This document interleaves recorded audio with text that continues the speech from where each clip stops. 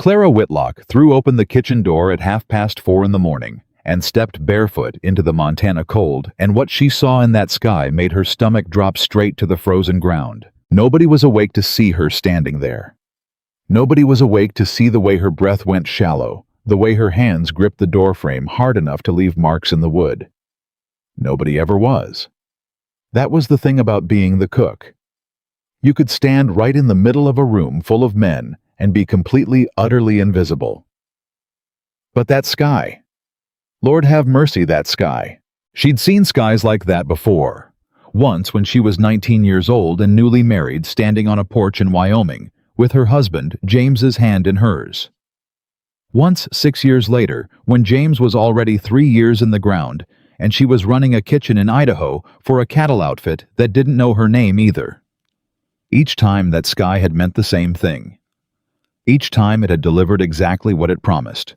Clara pulled her shawl tighter and went back inside to start the biscuits. Her hands moved through the flour and lard without her eyes having to watch them. Her mind was somewhere else entirely.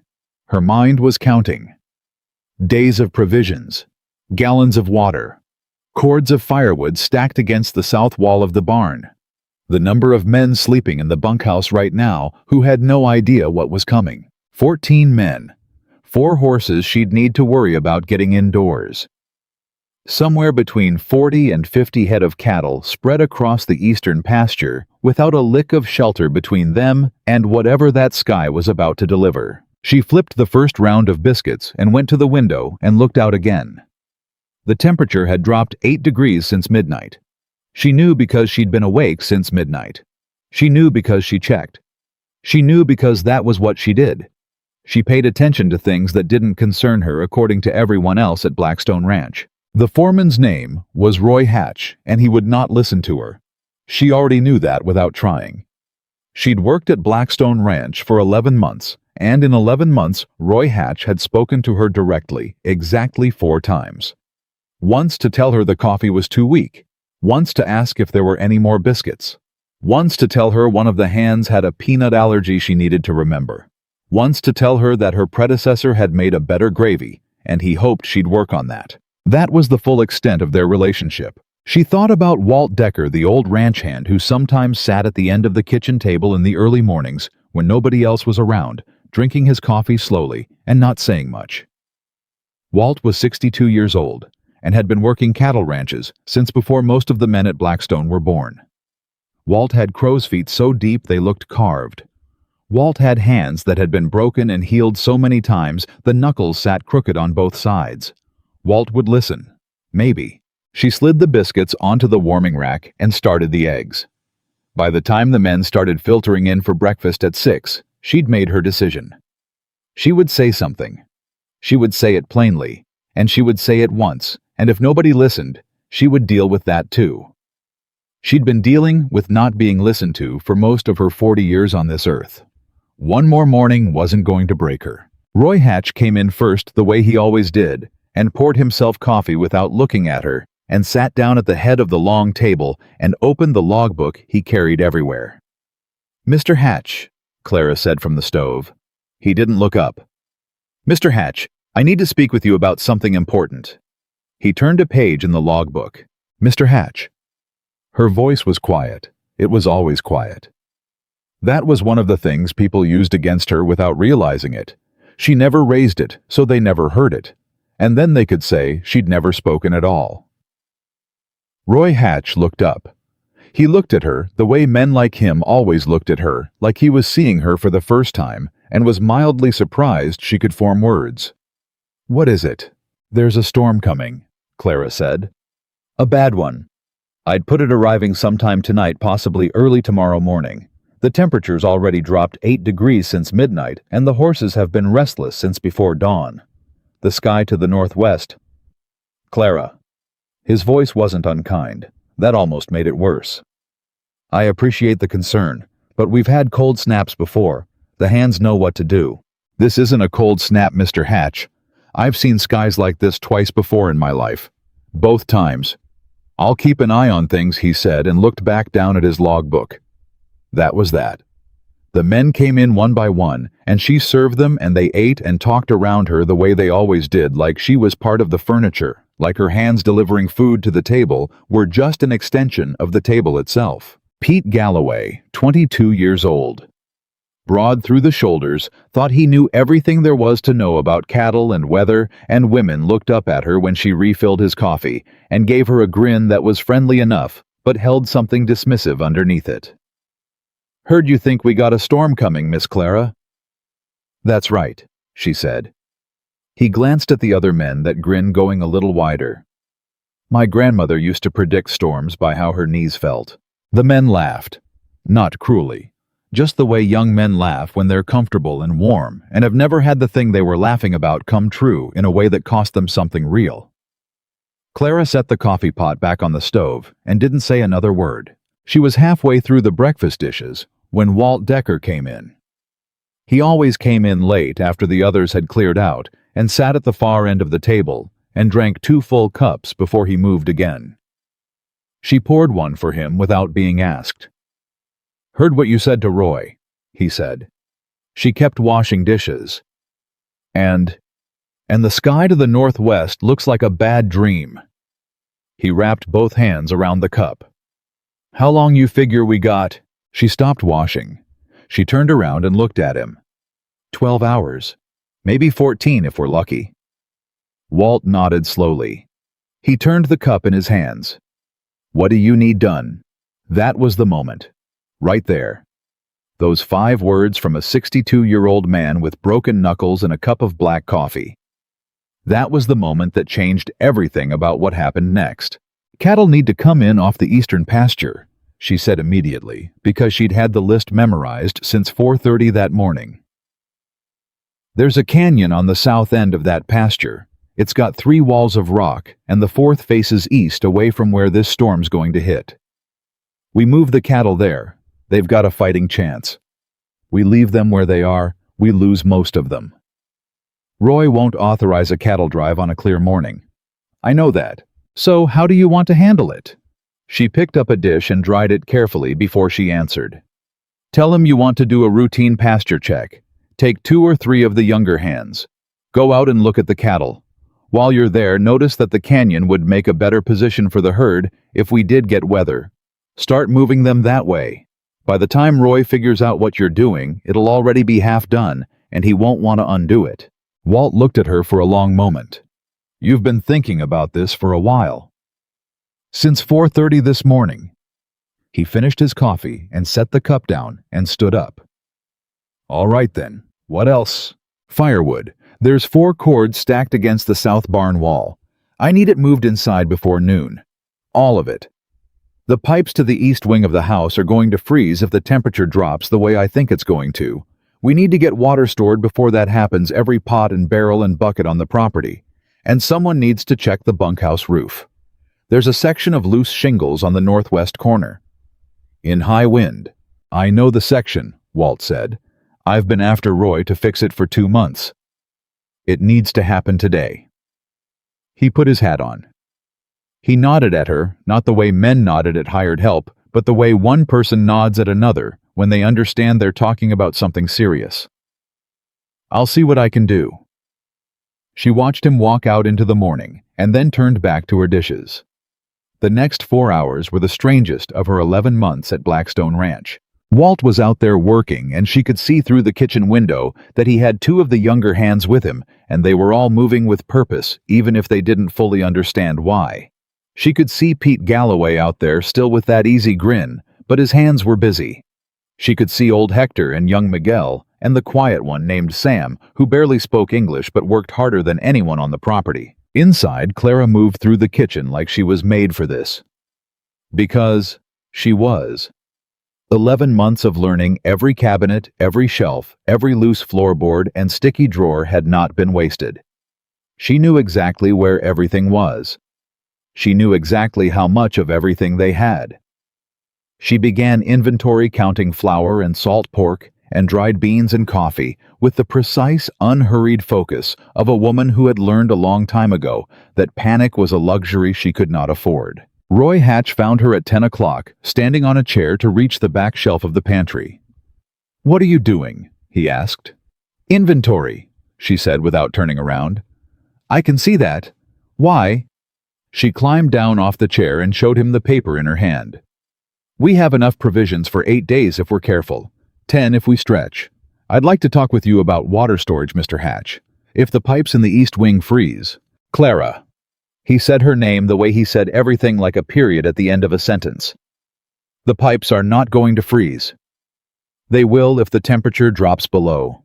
The temperature is not going to drop that far. It's November. We get cold snaps in November, every year, without fail. And every year the ranch survives without—" He caught himself, gentled his tone. He was not a bad man, Roy Hatch. He was just a certain kind of man.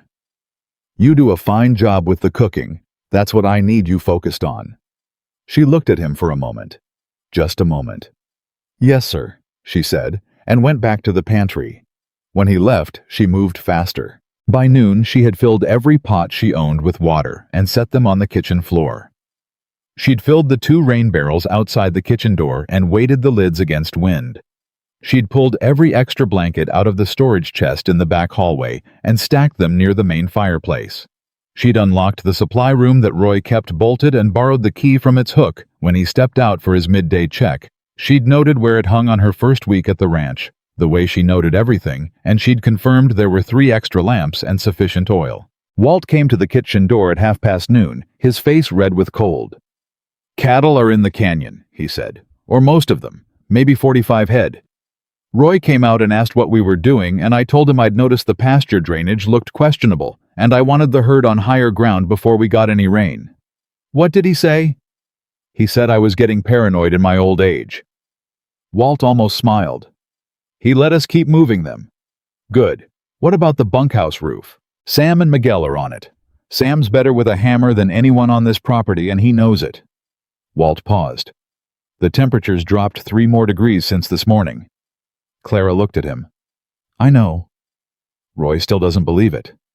"I know that too." Walt took his hat off and turned it in his hands.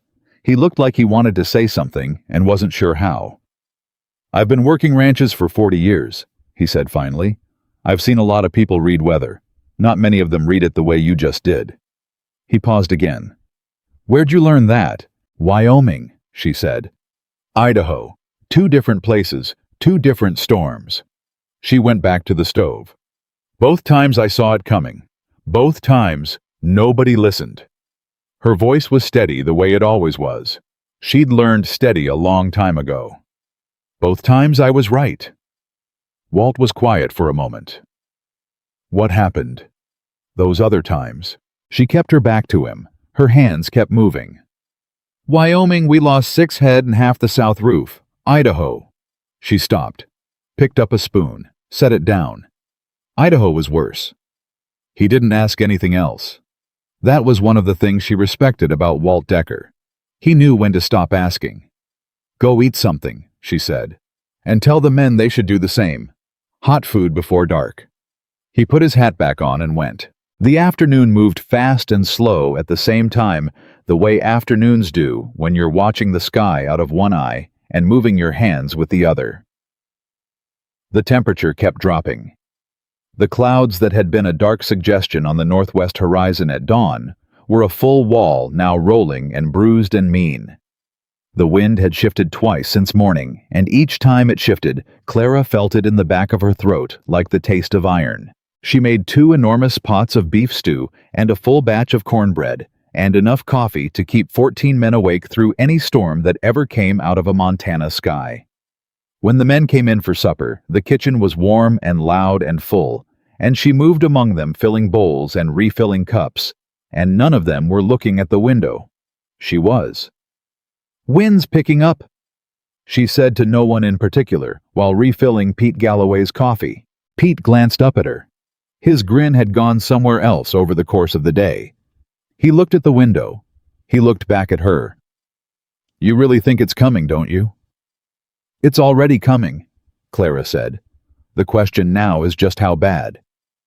Something moved through Pete's face. Something that wasn't quite an apology, but was something in the same neighborhood. What should we be doing? She'd been waiting for that question all day. Not from Roy. Not from Walt. From one of the younger ones, the ones who still had that flexibility in them that would let them change their minds fast when they needed to. Firewood, she said. I need 2 men to bring the rest of it inside tonight. Not tomorrow morning, tonight.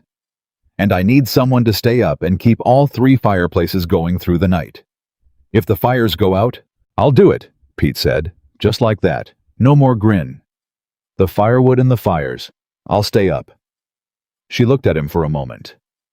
Thank you, Mr. Galloway. He ducked his head the way young men do when they're embarrassed and trying not to show it. Roy Hatch ate his supper at the head of the table and said the stew was good and didn't say anything about the weather. He went to his room at 8 o'clock. Clara listened to his footsteps going up the stairs and across the floor above her, and then she heard the springs of his bed. And then she heard nothing. She stood alone in the kitchen. It was 9 o'clock at night. The first gust hit the house at 9:17. It hit hard enough to rattle every window in the east wall, hard enough to make the lamp flames flatten sideways, hard enough to pull a sound out of the chimney that wasn't like any sound a chimney ought to make. Clara had her hand on the stove rail before the sound finished bracing, without thinking about it, because her body remembered things even when her mind was busy elsewhere. Pete Galloway came through the kitchen door at a run, snow on his shoulders, and his hat blown half off his head. It's here, he said. He didn't sound disbelieving anymore. He sounded scared. Lord Almighty, it's here. You can't see 6 feet in front of your face out there. I know, Clara said. How much firewood did you get inside? All of it. Me and Sam got the last of it in an hour ago. He was breathing hard. What do I do? She pointed at the fireplace. Keep that going. Don't let it get below. She held her hand out, palm down at a height. This. You feel it dropping below that you add wood immediately. Don't wait. Don't ration. We have enough for 3 days, and this storm won't last 3 days. How do you know? Because none of them do. He went to the fireplace.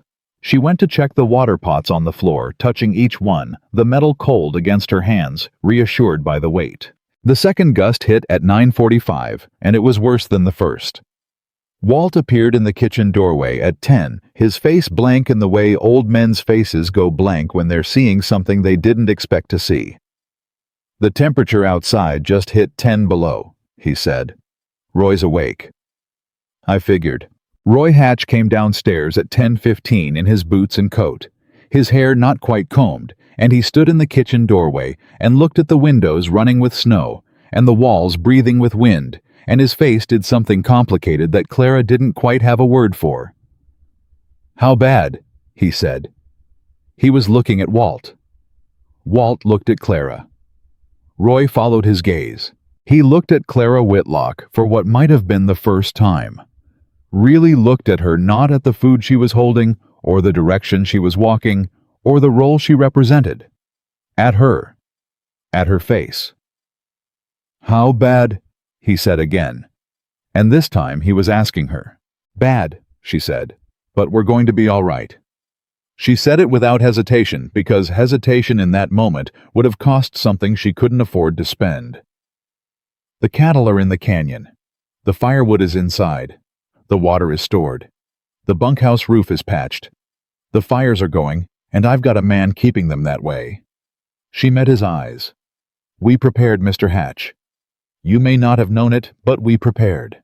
Roy Hatch stood in the doorway of his own kitchen and looked at a woman he had spoken to 4 times in 11 months and said nothing for what felt like a very long time. Then he said, What do you need from me? And Clara Whitlock, who had been waiting her entire life for someone to ask her that question, told him. She told him to wake the 3 men in the bunkhouse who weren't already awake and get them into the main house before the wind got any worse. She told him to bring the oil lamps out of the storage room, all of them, and distribute them to every room.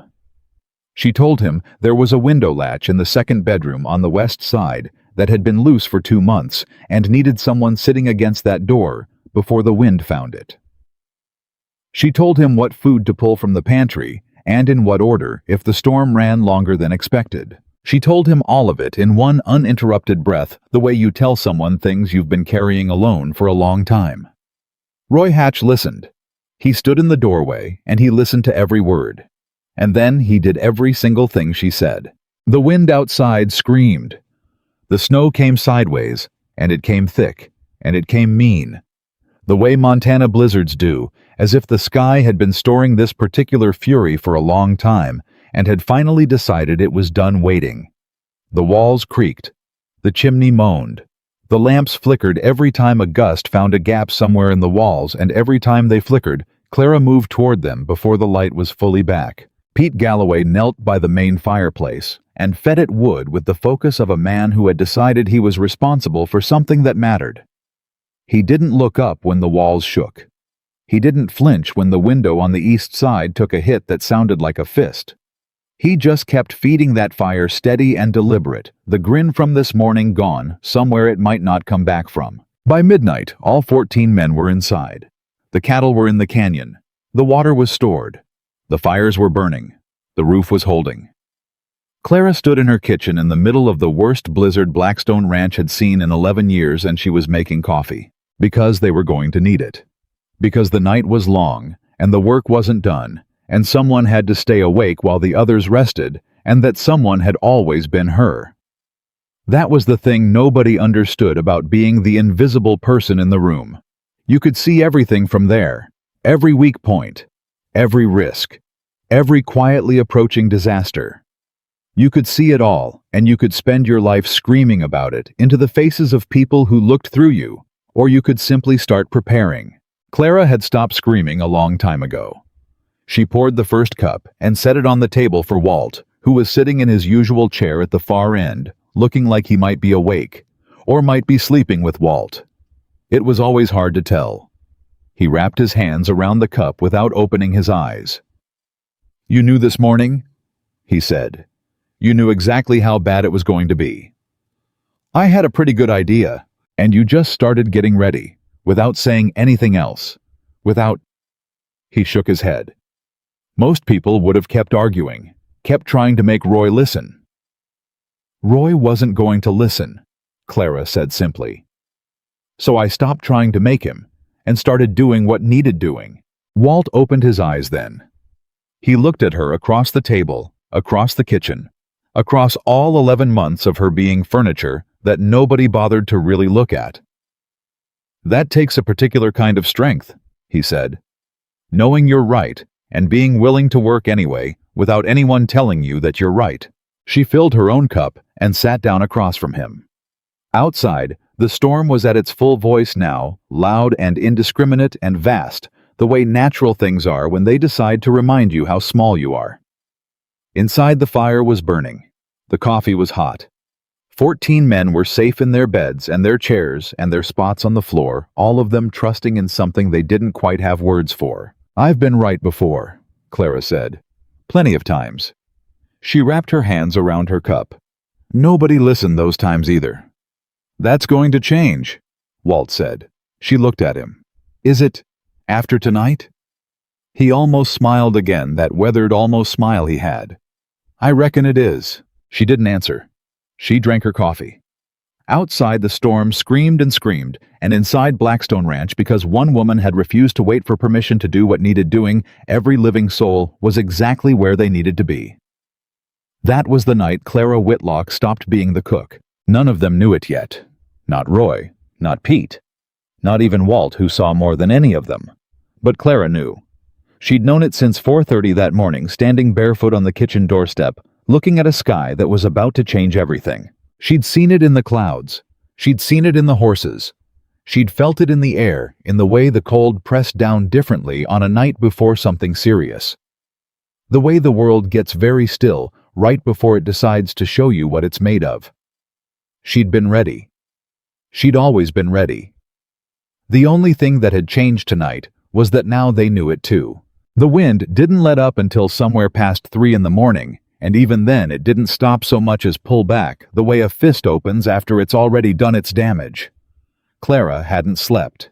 She hadn't planned to. She'd moved through the night, the way she moved through everything, quietly, methodically, without asking anyone's permission or waiting for anyone's direction. When Pete Galloway's head started to drop at 1:30, She touched his shoulder, without waking him fully, and steered him toward the chair by the wall, and took over the fireplace herself.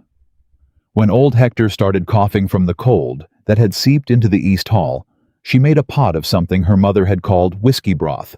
Not enough whiskey to matter, but enough to warm from the inside out, and brought it to him without saying anything, and he drank it with both hands and looked at her with eyes that were too tired for words. When Sam appeared at the kitchen door at 2 in the morning, with snow crusted so thick on his coat it looked like he'd grown a second skin, she didn't ask what he'd been doing outside in that storm. She just handed him a towel and pointed at the chair nearest the fire. "Bunkhouse roof," he said in the halting English he reserved for moments when he had something important to say. "One corner." I held it. She looked at him. The cold had done something to his face, not hurt it exactly, but carved it down to what mattered. "You went back out there." It was coming loose again. He shrugged the way a man shrugs when he's done something dangerous and doesn't want to make a fuss about it. I held it. Clara handed him the whiskey broth and sat down across from him and didn't say anything for a while. There weren't words big enough for what he'd just done. Sometimes the right response to a brave thing was just to sit with it and let it be. Walt hadn't moved from his chair at the far end of the table. His eyes were closed, but she knew he wasn't sleeping. Walt Decker hadn't slept properly in years. She could tell by the way he held himself even in rest alert, underneath the stillness, like a dog that's learned to look relaxed while still listening for the thing that would make running necessary. "Temperature's still dropping," he said without opening his eyes. "I know. Dropped 2 more degrees in the last hour." "I know." Roy came down again at midnight, checked the east hall, didn't say anything. A pause. "He's been up there ever since." Clara looked at the ceiling. The floor above was quiet. "He's counting," she said. Walt opened one eye. "Counting what?" "Everything he might be losing." She refilled her coffee. "That's what ranchers do in a storm they didn't prepare for. They count. They run the numbers in their heads, how many head, what the beef prices are running, what the land's worth if something goes wrong. They count, and they wait, and they try to figure out how bad it's going to be." She wrapped her hands around her cup. "He doesn't know yet that it's not going to be as bad as he thinks." "Because you prepared." "Because we prepared," she said. And she meant it. Walt and Sam and Pete, even reluctant Pete with his grin, that had finally found something better to do with itself, they'd made it possible. She'd had the knowledge. They'd done the work. Without them knowing wasn't worth a thing. Walt closed his eye again. "He's going to want to understand how," he said.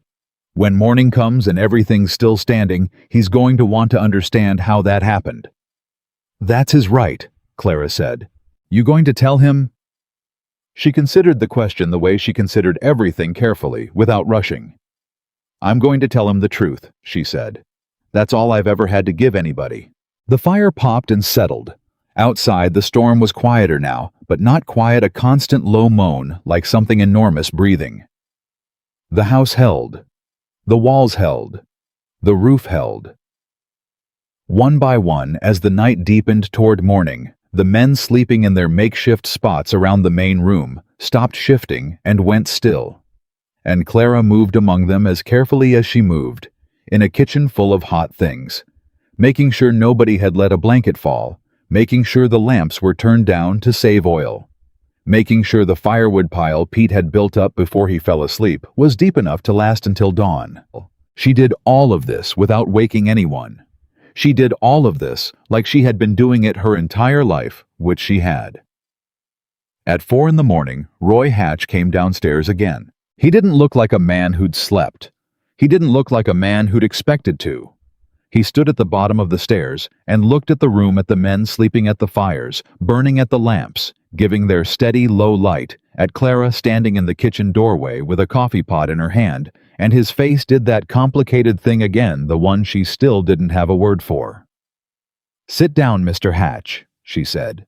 "I'll get you a cup." He sat. He wrapped his hands around the cup she put in front of him. He looked at it for a long moment. "How'd you know?" he said. She'd been expecting that question since the first gust hit at 9:17. "I've lived through storms like this before," she said. "You learn to read the signs if you pay attention long enough. Most people don't read them the way you did. Most people aren't looking." Roy turned the cup in his hands. He was a big man, wide through the chest, the kind of man who'd built something out of nothing and knew the weight of what he'd built. Watching him sit at her kitchen table looking humbled was a strange thing, not satisfying the way some people might have expected it to feel. Just strange, like seeing a mountain sit down. "The cattle," he said, "in the canyon. Walt moved them yesterday morning." Roy looked up. "Walt said it was a drainage concern. That's not what it was." A pause. "No, I imagine not." He looked back down at his cup. "And the firewood?" "Inside since yesterday afternoon." "The water?" "Those pots on the floor behind you." He turned and looked at the row of covered pots lined up against the kitchen wall. He turned back. Something moved through his face, not quite shame, because Roy Hatch was not a man built for shame, but something in the same family. Recognition, maybe. The specific discomfort of a capable man realizing he'd been less capable than he thought. "I told you to focus on the cooking," he said. "You did. You didn't listen." "No, sir." He was quiet for a long time. The fire shifted. Walt didn't move from his chair at the far end of the table, but Clara knew he was hearing every word. Roy probably knew it too. Some conversations needed a witness. "How long have you worked here?" Roy asked. 11 months, Clara said. 11 months. He said it like he was calculating something. "And in 11 months, I never—" He stopped. Started again. "I didn't—" He stopped again. He wasn't a man who fumbled for words often. She could see the unfamiliarity of it on him, the discomfort of reaching for something that wasn't where he expected it. "I didn't know your name for the first 3 weeks, he said finally. "Did I?" "No, sir." "That's—" He shook his head. "That's not right." "No," she agreed. It wasn't. Roy Hatch looked at Clara Whitlock across his own kitchen table, in the middle of the longest night Blackstone Ranch had seen in years, and did not look away. "I'm sorry for that," he said. She received the apology the way she received everything without making a show of it.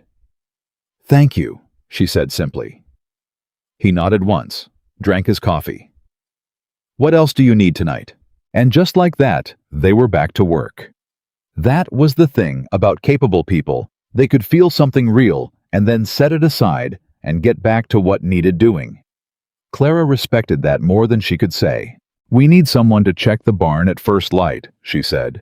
"The horses were restless yesterday. I want to make sure they weathered the worst of it without injury. And we need to see about the cattle as soon as the wind drops enough to move safely. Some of them will need checking. Frostbite happens faster in this kind of cold than most people think." "I'll go to the barn myself at dawn," Roy said.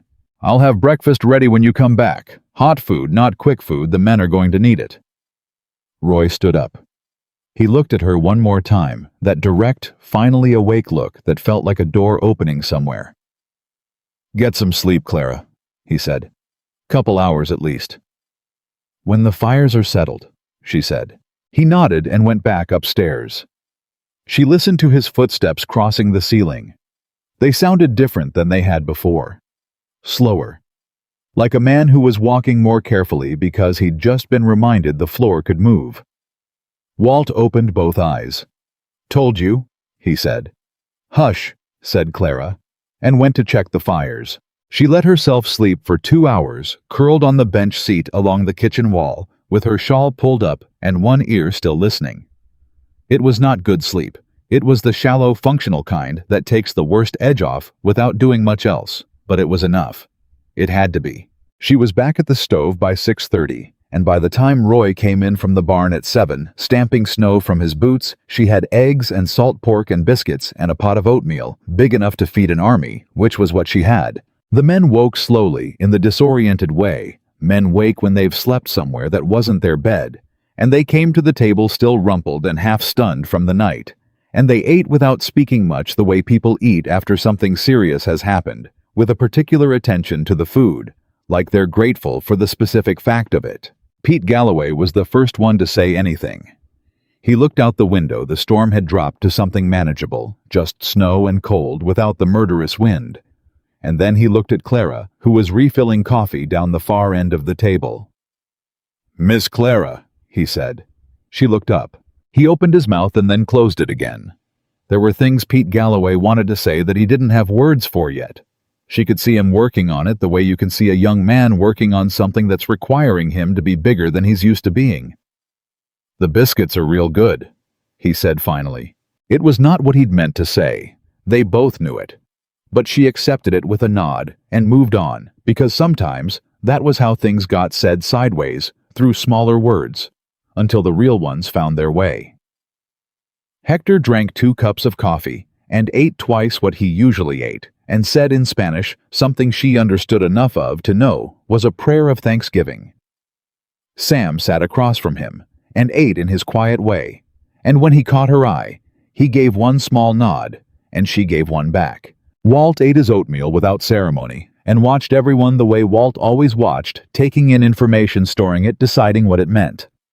Roy sat at the head of the table and ate his eggs and didn't say much, but he was present in a way he hadn't been before. Not just physically. Roy Hatch had always been physically present, large and certain, and taking up his full share of space. But present as in paying attention. As in seeing the room instead of just inhabiting it. It was Miguel who said it first out loud, the thing that everyone at that table was feeling.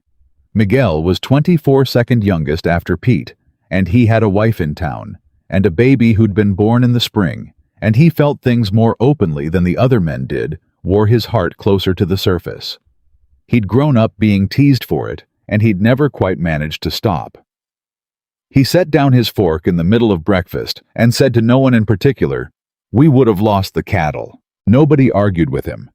"If we'd left them in the east pasture." He shook his head slowly. "We would have lost most of them." Roy set down his own fork. "I know," he said.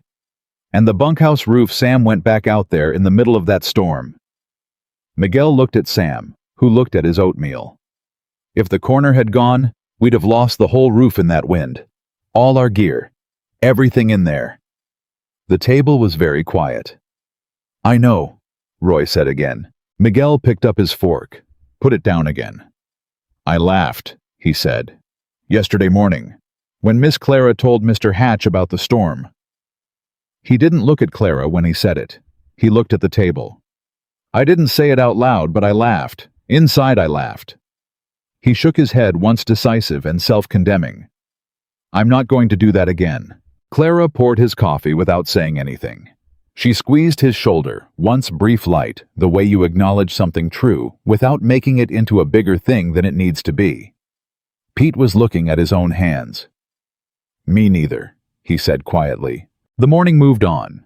Roy organized teams to check the cattle in the canyon, assess any damage to the outbuildings, dig out what needed digging out, and begin the slow work of putting the ranch back in order after the storm. He did it with his usual efficiency, assigning men to tasks in the crisp way he'd always done, and the men moved out to do their work. What was different was that before he walked out the door himself, Roy Hatch stopped and turned back to the kitchen. "Clara," he said. She was at the sink. She turned. "When things are settled here, maybe this afternoon, maybe tonight, I'd like to sit down with you." He said it straight, the way a man talks to someone he's decided to take seriously. "I'd like to understand what else you've seen. About the ranch. About what we might be missing." She looked at him for a moment.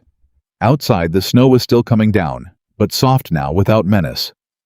The light was that particular white that comes after a storm, when the world is rearranged but intact.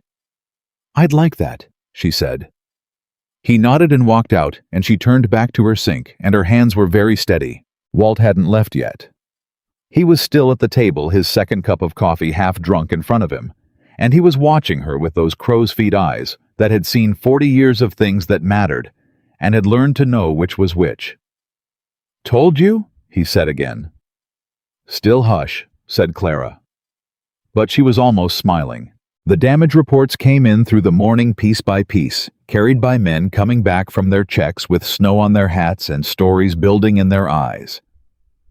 Tom Fairfield from the neighboring Anchor Cross Ranch appeared at the kitchen door at 10:30, having ridden through the aftermath in the kind of desperate hurry that only comes when a man has left behind something bad enough that cold doesn't slow him down. Clara saw his face before he said a word. "Come in," she said. "Sit down." He was 40. Tom Fairfield, a lean man with a mustache. He was inexplicably proud of, and a tendency to underestimate problems, right up until they were standing on his chest. He came inside and sat down and accepted the coffee she put in front of him and didn't drink it. "We lost the south barn," he said. She sat down across from him. "Roof came in." He stared at the table. "We had 60 head sheltered in there. Got about 30 out before the roof went." His jaw worked. 30 head gone. Maybe more, some of them ran and we haven't found them. He looked up at her. "How are you? Here, Roy's place." "Cattle are fine," Clara said. "We moved them to the canyon yesterday afternoon." Something moved through Tom Fairfield's face. Something complicated, like a man doing arithmetic and not liking the answer. "The canyon," he repeated. "Hell. We had about half an hour between when things started looking serious and when the storm hit. Not enough time to move anyone." He wrapped his hands around the coffee cup. "Roy must have started early." Clara said nothing. Tom looked around the kitchen, at the water pots against the wall, at the extra firewood stacked by the fireplace, at the careful order of things that didn't happen without intention. He was a rancher. He knew what readiness looked like. He knew the difference between a place that had been lucky and a place that had been prepared. He looked at Clara. She met his eyes. "Roy started early," he said again slowly, like a man who was saying something he didn't quite mean, but couldn't find the words for what he did mean. "We started early," Clara said. "All of us." He nodded. He drank his coffee.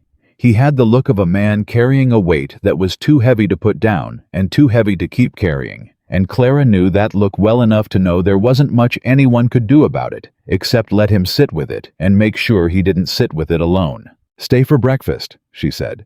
"There's biscuits left." He stayed. More news came through the morning, carried by riders, and on the wind, and in the terse exchanges of men who weren't built for talking about hard things, but had hard things to talk about.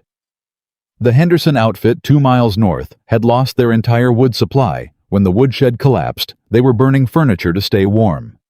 The Larkin brothers' place had flooding from snowmelt, getting into the root cellar, 3 months of preserved food ruined. Old Ben Garvey, who ranched alone 6 miles east, had a section of roof that had simply ceased to exist sometime around midnight, and he'd spent the worst of the storm in his barn with his horses, because it was the only structure on his property still standing. Each piece of news arrived in Clara's kitchen and settled around her table like unwanted guests.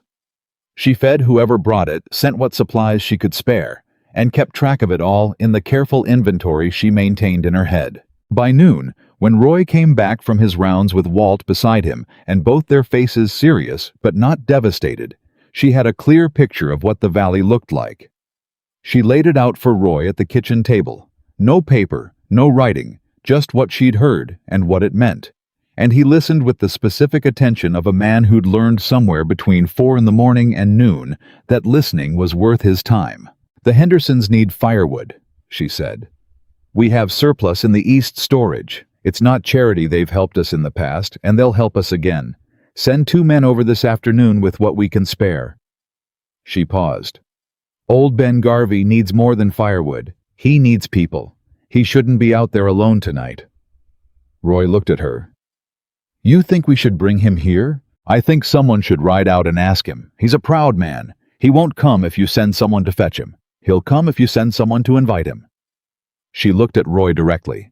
"You should go yourself." Roy was quiet for a moment. Then he said, "You're right."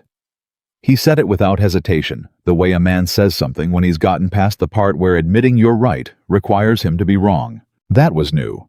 That was different from this morning, and different from last night, and different from 11 months of her being furniture in his kitchen. Something had shifted in Roy Hatch in the hours between the first gust at 9:17 and noon the following day, and she could see it operating in real time, could see him reorganizing his understanding of things around a new center of gravity. She found it remarkable. Not surprising exactly. She'd seen it happen before, the moment when a person who'd been looking past you finally looked at you instead, and everything rearranged itself. She'd seen it happen. She just hadn't expected to see it happen this fast, or this completely. "I'll go to Garvey's after I check on the horses," Roy said. He started to push back from the table, then stopped. He looked at her with that new directness. "Clara, when you said this morning that you wanted me to understand what else you'd seen, about the ranch." He paused. "How long have you been paying attention to things like this?" "Since I got here," she said. 11 months. "Yes, sir. And before that, other ranches. Every place I've worked. It's—" She considered how to say it. "It's hard to explain to someone who hasn't done it. When you're in a position where nobody asks your opinion, you start putting your opinions somewhere else. You write them down, or you keep them in your head, or you just observe. You keep watching because watching is the only thing available to you." Roy looked at her steadily. "What have you seen here at this ranch? What have you been watching?" She met his gaze. "You have a fence line on the northeast quarter that's going to fail in the spring floods. It's not the age of the fence, it's the grade of the land. The water will find the low point, which is exactly where you've got your south post, and it'll take 20 feet of fence with it and whatever cattle are in that pasture." She said it simply, without drama. "You've got a grazing rotation problem in the west pasture. You've been running the same herd in the same section for 3 seasons, and the grass is losing its root structure. Another 2 seasons, and that section won't recover easily." She paused. "And there's a water source you don't know about." Roy went very still. "What do you mean?" "East of the canyon where the cattle were last night, about 400 yards east, there's a low point in the terrain that doesn't drain the way it should. The grass around it is a different color in late summer, denser, darker green. In my second month here, I walked out there and dug down about 18 inches with a stick." She held Roy Hatch's gaze. "Water. Good water. I think it's a spring that's never been properly found." The kitchen was very quiet. Walt made a sound that wasn't quite a word. Roy stared at her. "You found an underground spring on my property." "I think so. I can't be certain without proper equipment and someone who knows more than I do about subsurface water.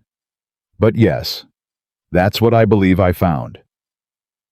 Roy Hatch sat back in his chair. He looked at the ceiling. He looked at the table. He looked at Clara. "A year," he said. "You've been sitting on this for almost a year." "You never asked," she said. It wasn't an accusation. It was just the truth. He absorbed that. She watched him absorb. It watched the weight of it settle into him, watched him understand what it cost to have someone like Clara in your kitchen for 11 months without ever once sitting down and saying, "What do you know? What do you see? What have you been noticing that I might have missed?" "I'm asking now," he said. "I know," she said, "and I'm going to tell you everything." Outside, the snow had stopped. The sky was the particular hard blue that comes after a Montana storm, clear and cold and enormous. The kind of sky that makes everything on the ground look small and precise and exactly itself. Inside the kitchen of Blackstone Ranch, Clara Whitlock set her coffee cup down and began to talk. She talked for a long time. Roy Hatch listened for every word of it, and Walt Decker sat at the far end of the table with his eyes half closed and his hands wrapped around his cup, and he listened too, and once, just once, when Clara said something that landed particularly true, he let himself smile, the full version of that smile, instead of the almost version. It was the first time Clara had seen that. She filed it away with everything else she noticed, carefully, precisely in the place where she kept all the things that mattered. Because everything mattered. It always had. The only difference was that now finally someone else in this room understood that too. And the work of turning knowing into doing the real work, the work that would take months and seasons, and the particular kind of patience she'd spent her whole life developing, was just beginning. Roy came back from Ben Garvey's place at 3:30 with the old man riding beside him on a borrowed horse, and Clara knew the moment she heard 2 sets of boots on the porch steps, instead of one that Roy had done it right. Ben Garvey was 71 years old and had been ranching alone since his wife passed 8 years back, and he had the particular pride of a man who'd never asked for help in his life and wasn't entirely sure he knew how. He came into the kitchen with his hat in his hands, and his jaw set at an angle that was trying very hard to be dignity and landing somewhere closer to barely holding together. Clara put a bowl of stew in front of him before he sat down. He looked at it. He looked at her. "I don't need charity," he said. "It's not charity," she said. "It's supper. Sit down, Mr. Garvey." He sat down. He ate the stew. He didn't say another word for 10 minutes, and in those 10 minutes, something in the set of his jaw loosened degree by degree, until by the time he pushed the empty bowl away, he looked less like a man defending a position and more like a man who had been cold and hungry and was finally neither. "Roof's gone," he said to Roy, who had sat down across from him with his own supper. "I know," Roy said.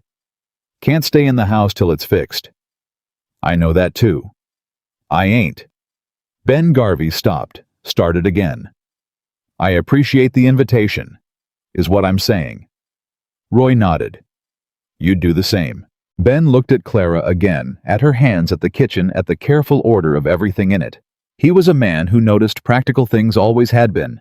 He could see what had happened here, or the shape of it at least. "Your place looks about like nothing happened," he said. "How's that?" Roy opened his mouth. Then he closed it. Then he looked at Clara.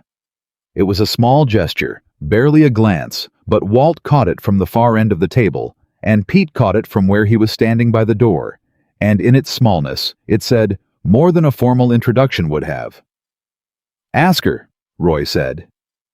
Ben Garvey looked at Clara with fresh eyes. Not the dismissive half-glance she'd been getting for 11 months. The real kind. The kind that actually sees. She told him the short version, the sky, the horses. The temperature dropped the list she'd had memorized since 4:30 the previous morning. Ben Garvey listened without interrupting, which was the highest courtesy an old rancher could pay. And when she finished, he was quiet for a long moment. "My wife used to read weather like that," he said. His voice had gone somewhere quieter. "I never learned how. Thought I didn't need to." He looked at the table. "Thought wrong, I reckon." Clara refilled his coffee and didn't say anything because there was nothing to say that would make it better. And she'd learned a long time ago that making things better wasn't always what a moment called for. Sometimes a moment just called for witness. The ranch settled into a different kind of quiet that evening. The particular quiet that comes after a crisis, when the adrenaline has burned off, and what's left is something rawer. The bone-level gratitude of people who came closer to losing something than they'd understood until the moment of safety was real. The men gathered in the main room after supper, not because Roy had called them, but because nobody wanted to be alone quite yet, and they talked in the low, honest way that men talk when they've been through something together and don't quite have the language for it.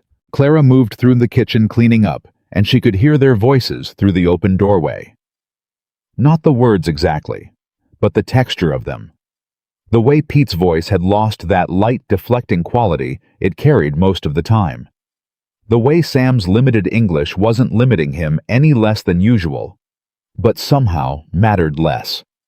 The way Roy's voice, when she caught it, sounded like a man who was listening as much as he was talking. She was elbow-deep in dishwater when Pete appeared in the kitchen doorway. "You should come sit with us," he said. She looked at him. "I mean it," he said. "Roy said so, and—" He paused, ran a hand over the back of his neck. "And I'm saying so too." Clara dried her hands. She came to the doorway of the main room and leaned against the frame and didn't go further in because some habits are deep, and 11 months of being furniture in a room doesn't evaporate in a single night, no matter what the night accomplished. But she stayed there. She listened. She was present in a way she hadn't been permitted to be before, not invited, not visible, not counted. Walt caught her eye from across the room and tipped his head a fraction of an inch. She understood it the same way she understood everything Walt communicated precisely and without ceremony. "You belong here," that fraction said. It always was yours. She didn't let herself feel it too much. Not yet. In her experience, the moments right after a crisis were not the moments that told the truth about a thing. People were different when they were scared. People were generous in the aftermath of danger. The test wasn't how a man treated you the day after he almost lost everything he had. The test was who he was 6 weeks later when the memory had softened and the biscuits were just biscuits again, and everything had gone back to ordinary. She'd learned that the hard way more than once. So she stayed in the doorway. She listened. She was present. And she was careful, the way she was always careful about how much weight she put on the thing that was happening. She didn't sleep well that second night. Not from worry the worst was past, she was certain of that, but from something she couldn't quite name. A keyed-up quality to her thoughts, the way a body stays alert after danger, even when the danger is objectively gone. She lay on the kitchen bench in the small hours and stared at the ceiling and thought about underwater springs and fence lines and grass that was losing its root structure, and somewhere in there, she thought about James. Her husband dead 10 years now, and what he would have made of today. James Whitlock had believed in her absolutely. That was one of the truest things she knew about him. He'd listened to her the way Roy Hatch had started to listen completely without reservation. And the difference between that and the 11 months she'd spent at Blackstone being invisible was the kind of difference that didn't have a number big enough to describe it. She'd spent 10 years since James died, moving from kitchen to kitchen, carrying what she knew in silence, because silence was what was available to her, and she'd told herself it was enough. She'd told herself that knowing was its own reward, that being useful even when no one recognized it was still being useful, that the thing she was had value, whether anyone saw it or not. She'd believed that. She still believed it. But tonight, in the honest dark of the kitchen, with the storm past and the fires low and 14 men breathing in the rooms around her, she let herself admit that being seen, being actually seen for the first time in years, felt like something she hadn't known she was starving for until someone put it in front of her. She made herself stop thinking about it. She closed her eyes. She slept. Morning came cold and clear and loud with the work that a storm always left behind it. Roy had every man on the property assigned to something useful. Before breakfast was finished, digging out the east pathway, checking the hay supplies, riding the full perimeter of the property to assess what the wind had done to fencing and outbuildings. The ranch moved with a purposefulness that felt different from before, and Clara thought she understood why. People work differently when they remember what the stakes are. They move with the specific intention of people who have recently been reminded that a thing can be lost. She was pulling biscuits from the oven at 8:30 when she heard riders coming up the main approach, not one or two, the way visitors usually came, but several. She counted the hoofbeats without thinking about it, the way you count things when you've trained yourself to notice. 4 horses. She wiped her hands and went to the kitchen window and looked out, because 4 horses on a morning like this, coming from the direction of town, was either news or trouble. And in her experience, those two things were frequently the same. She recognized the man in front, from the town, Franklin Colby, who ran the feed and grain operation in Harlan Creek, and was in the particular way of men who controlled necessary things accustomed to being deferred to. He was in his mid-50s, heavy through the middle, with a face that had been handsome once, and now mostly expressed the satisfaction of a man who expected to get what he wanted and usually did. Behind him rode 3 men she didn't know. Roy came out of the barn and met them in the yard, and Clara watched through the window as they talked. She couldn't hear the words. She could hear the tone Roy's voice steady Colby's voice, carrying the particular cadence of a man who has come to deliver something and wants credit for the delivery. 10 minutes later, Roy came inside. His face was doing something careful. "That was Franklin Colby," he said. "I saw." Roy looked at her. "He's heard about the storm, about the damage across the valley." He pulled out a chair and sat down heavily. "He's offering to buy out the Garvey property. Immediate cash sale, fair market value." He paused. "Or what he's calling fair market value." Clara set the biscuit pan down. "What's the actual market value?" "Probably 40% more than what he's offering." Roy's voice was flat. Ben's roof is gone. Ben knows that fixing a roof in Montana in November is not a small thing. And Ben is 71 years old and alone, and Colby knows that too. So he came the morning after the storm. He came the morning after the storm, Roy confirmed. Clara looked out the window. Colby was still in the yard with his men waiting with the patient confidence of a man who expected to get what he came for. How many other properties is he approaching? Roy looked at her sharply. What makes you think? Because a man like that doesn't ride out for one property. Not in this weather, not the morning after a storm. He rode out because the storm gave him an opportunity, and he's not the kind of man to let an opportunity sit. She picked up the biscuit pan again. Henderson lost the South Barn. Larkin brothers lost the root cellar stores. Who else? Roy was quiet for a moment. Perkins' place took significant roof damage. 2 families on the north side of the valley had buildings go down entirely. He looked at the window. 3 of those families are carrying debt they were already struggling with before last night. And now they're vulnerable, Clara said. And now they're vulnerable, Roy said. They looked at each other. He'll make them offers, Clara said. The same kind he's making Ben. Call it fair, make it fast, apply the pressure of the moment before they have time to think clearly or ask anyone else's opinion. She kept her voice even. In 6 months, he could own half the productive land in this valley. Roy's jaw tightened. You know a lot about how men like Colby work. I've seen men like Colby before, she said. At every ranch I've ever worked. Different names, same arithmetic. She looked at him directly. The question is, what you're going to do about it? Roy was quiet for a long time. He looked at his hands on the table. He looked at the window. He looked at Clara. I can talk to Ben, he said slowly. Tell him not to sign anything yet. Yes, I can ride out to the Henderson place, the Larkin brothers. He was thinking out loud now, working through it the way she'd seen him work through problems systematically, practically building from what he knew. I can make sure they understand they have time, that the damage is real, but the decisions don't have to happen today. Yes, she said again. And? He looked up. Colby doesn't just go away because you tell people to wait, she said. He'll come back. He'll keep coming back, and he'll keep making the pressure feel like an act of generosity, and eventually some of these families are going to be tired and cold and scared enough that his offer starts to sound like a solution. She paused. The only thing that actually stops a man like that is community. Roy waited. If these ranches act alone, they're vulnerable one by one, Clara said.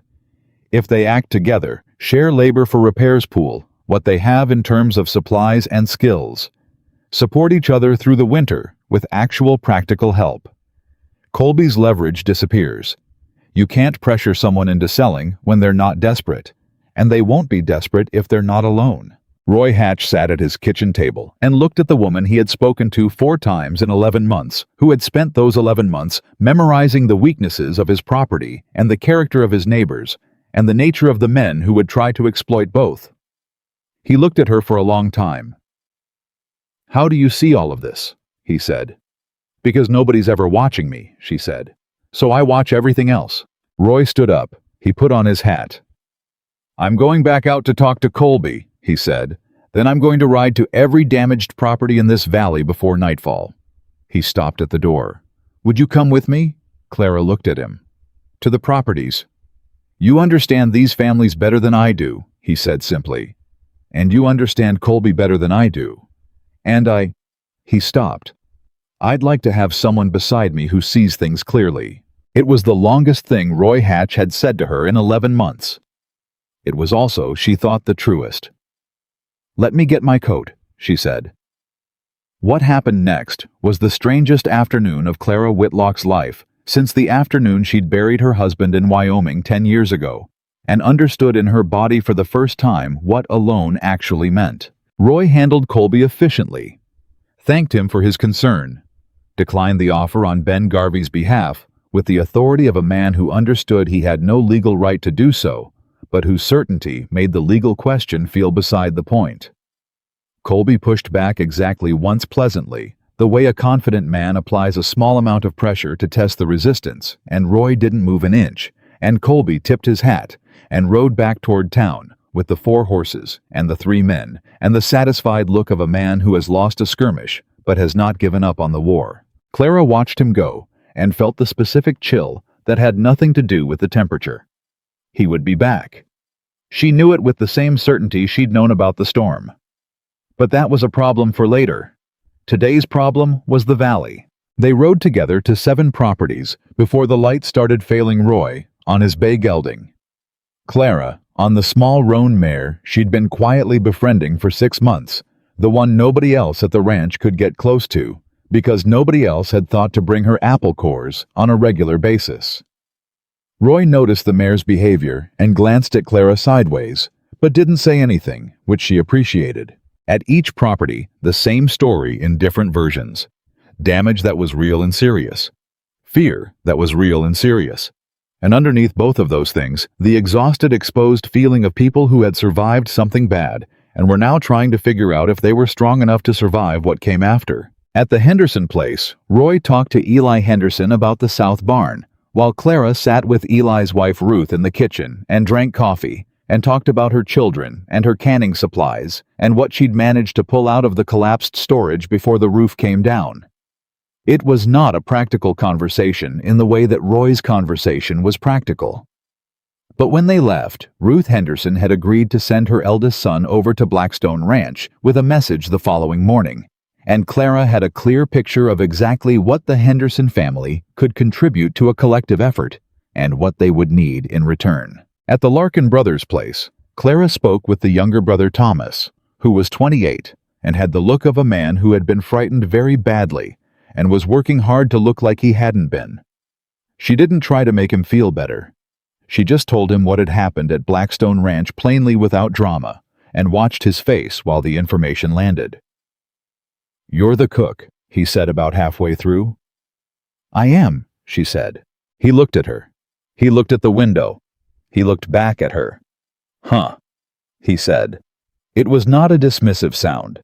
It was the sound of a man rearranging something in his mind. "How are your food stores?" she asked. He told her. She listened. She filed it away in the inventory she was building, not just of Blackstone Ranch now, but of the entire valley, the way a general takes stock of a territory before deciding how to defend it. By the time they turned back toward home in the failing light with the cold coming down hard again and their breath making clouds in the air, Clara had a picture in her mind of the valley that she was fairly certain no one else had. Not Roy, not Colby, not the county seat 30 miles away, where decisions were made by men who had never spent a winter in Montana without a warm house already waiting for them. Roy was quiet for most of the ride home. She let him be quiet. He was processing, she could tell, the same way he'd processed everything today, systematically building from what he knew toward what he needed to do. She'd watched him do it 6 times in 7 properties, and she'd found it genuinely impressive. Roy Hatch was not a man who wasted time on feelings in moments that called for thinking. That was a quality she respected. "You talked to Ruth Henderson for 45 minutes, he said finally, when they were about a mile from the ranch. "What did you talk about?" "Children. Canning. What she managed to save." "For 45 minutes. "Yes." "And what did you learn?" Clara considered. "That the Henderson family will be all right long-term if they have help through the winter. That Ruth is the one who makes the decisions, and Eli is the one who thinks he does.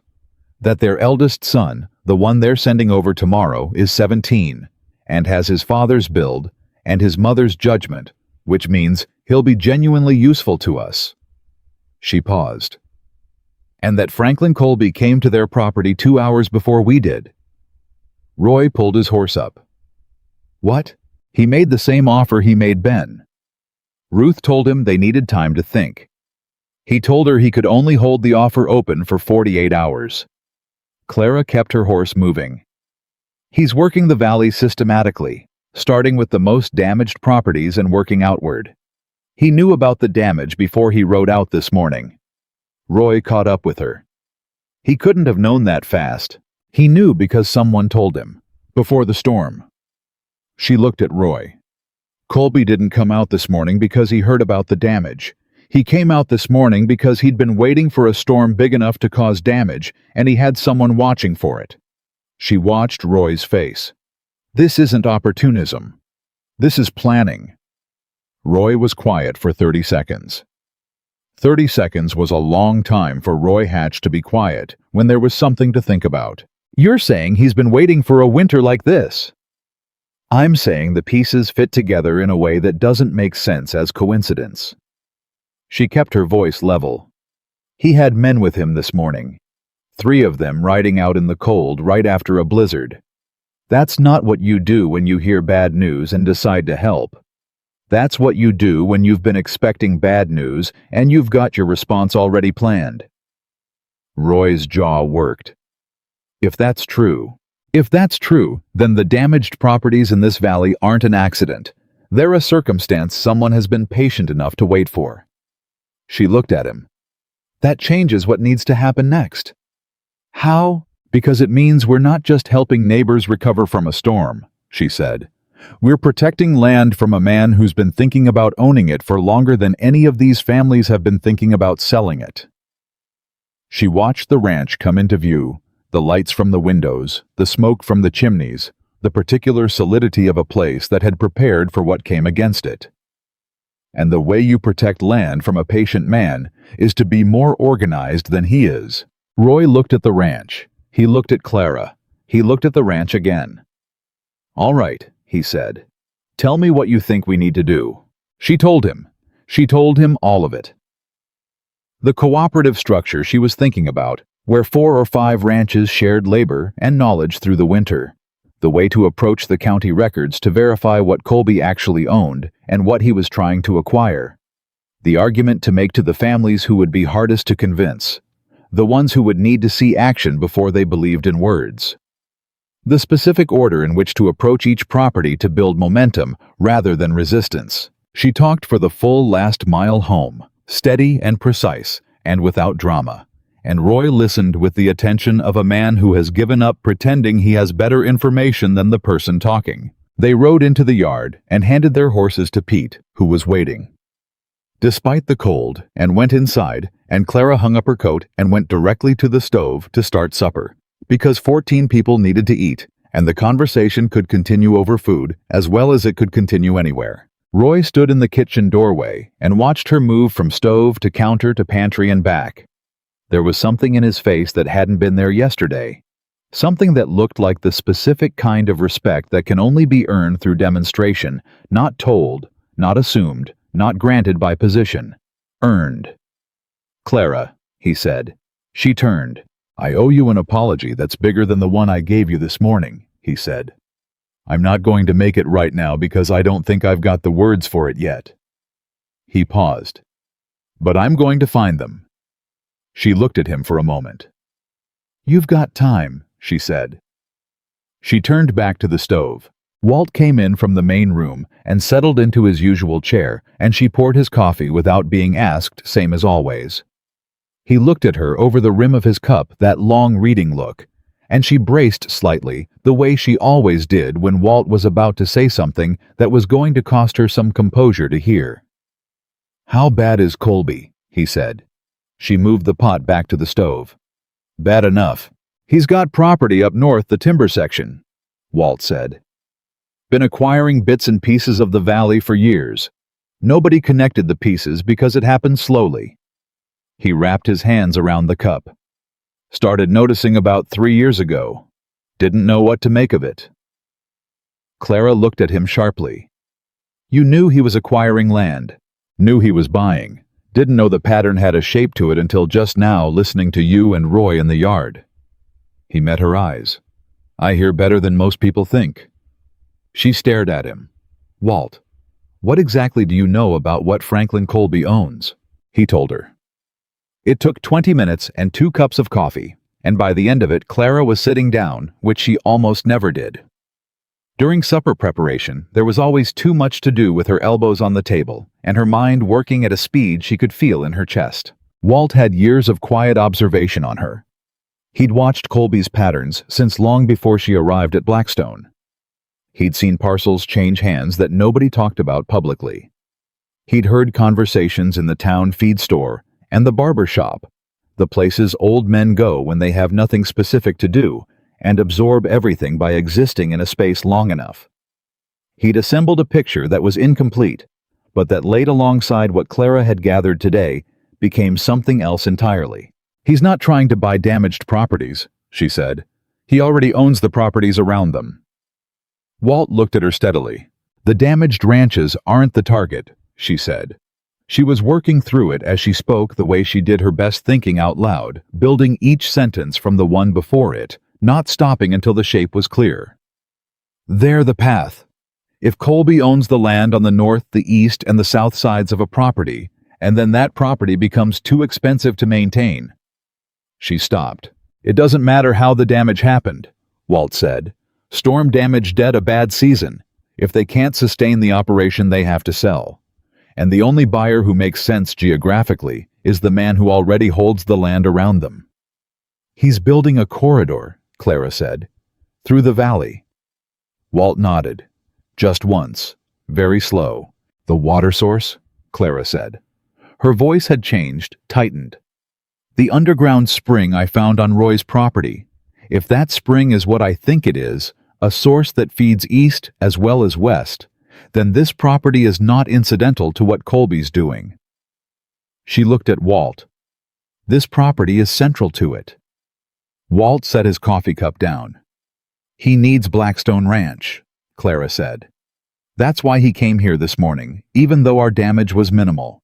Not for Ben Garvey's land, for Roy's." The kitchen was absolutely silent.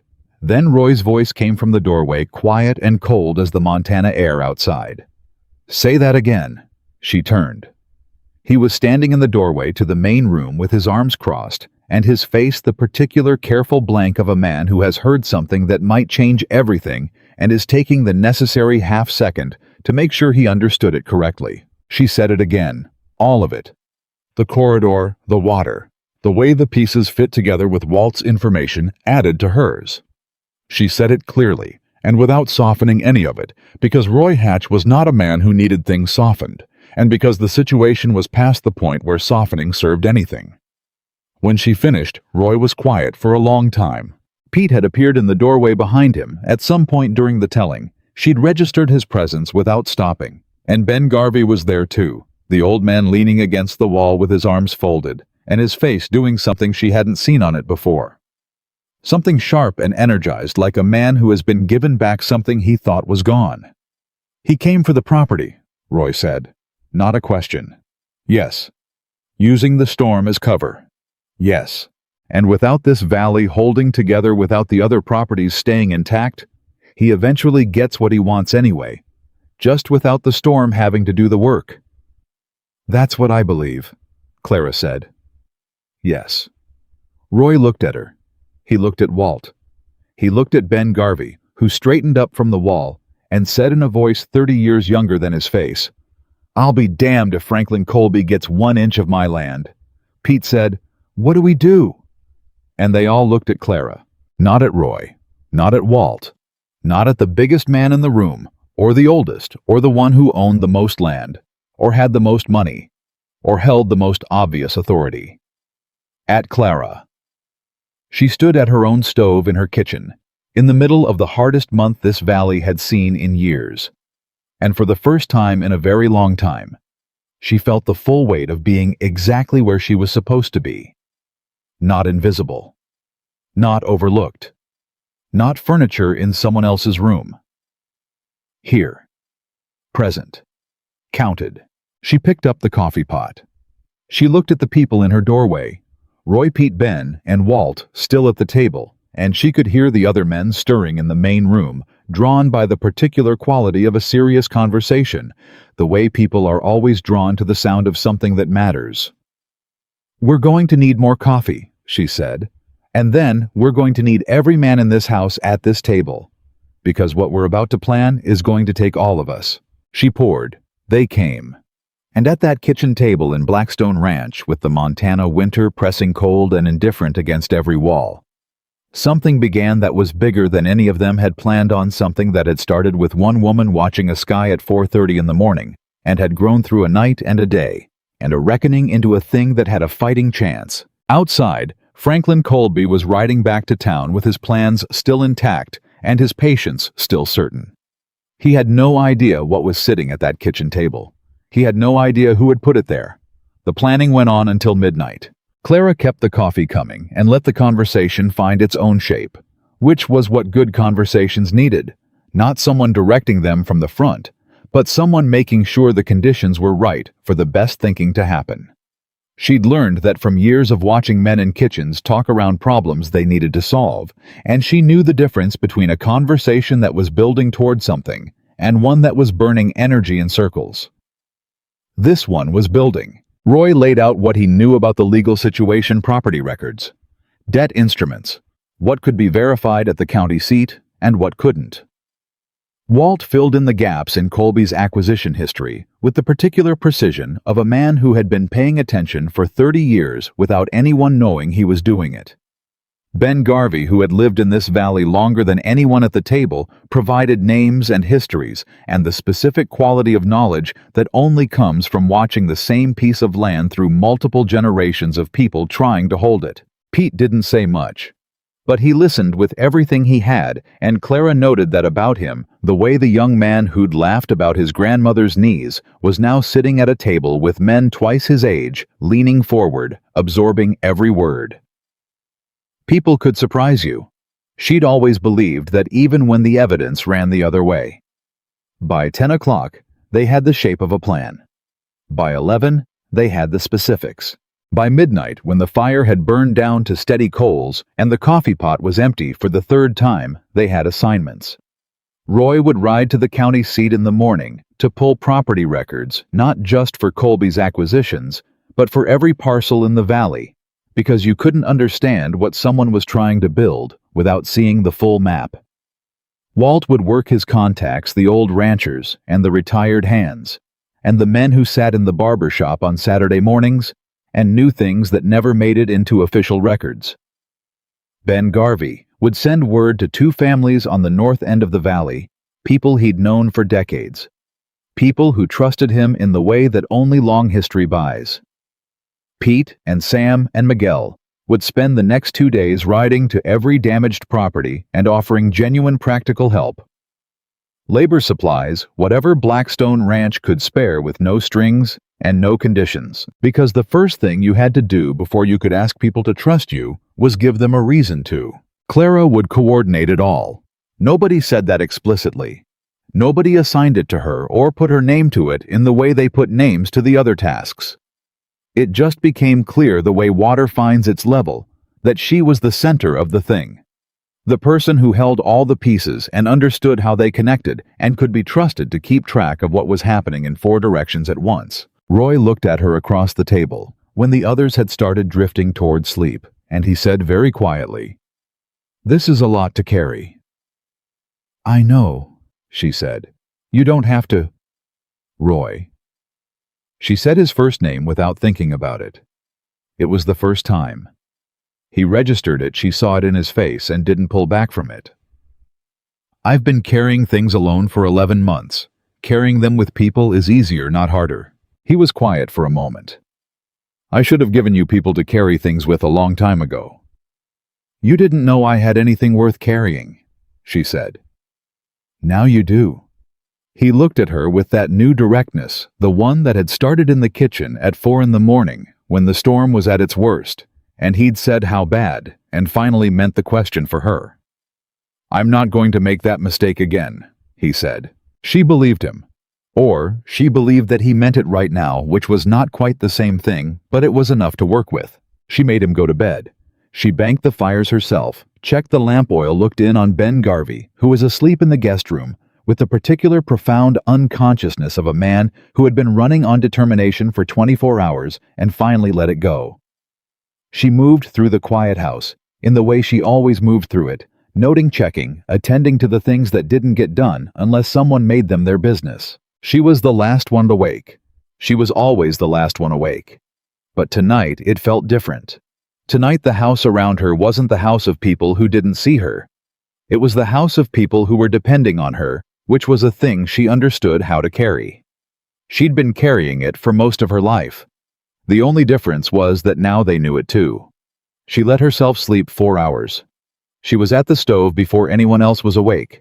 The following 3 weeks moved at a speed that Clara hadn't experienced since the worst years of her marriage, when James was alive and sick, and the world required more of her than she'd known she had, and she'd discovered day by day that she had it anyway. Roy left for the county seat the morning after the planning session, and came back 2 days later with a saddlebag full of copied records and a face that confirmed everything they'd suspected.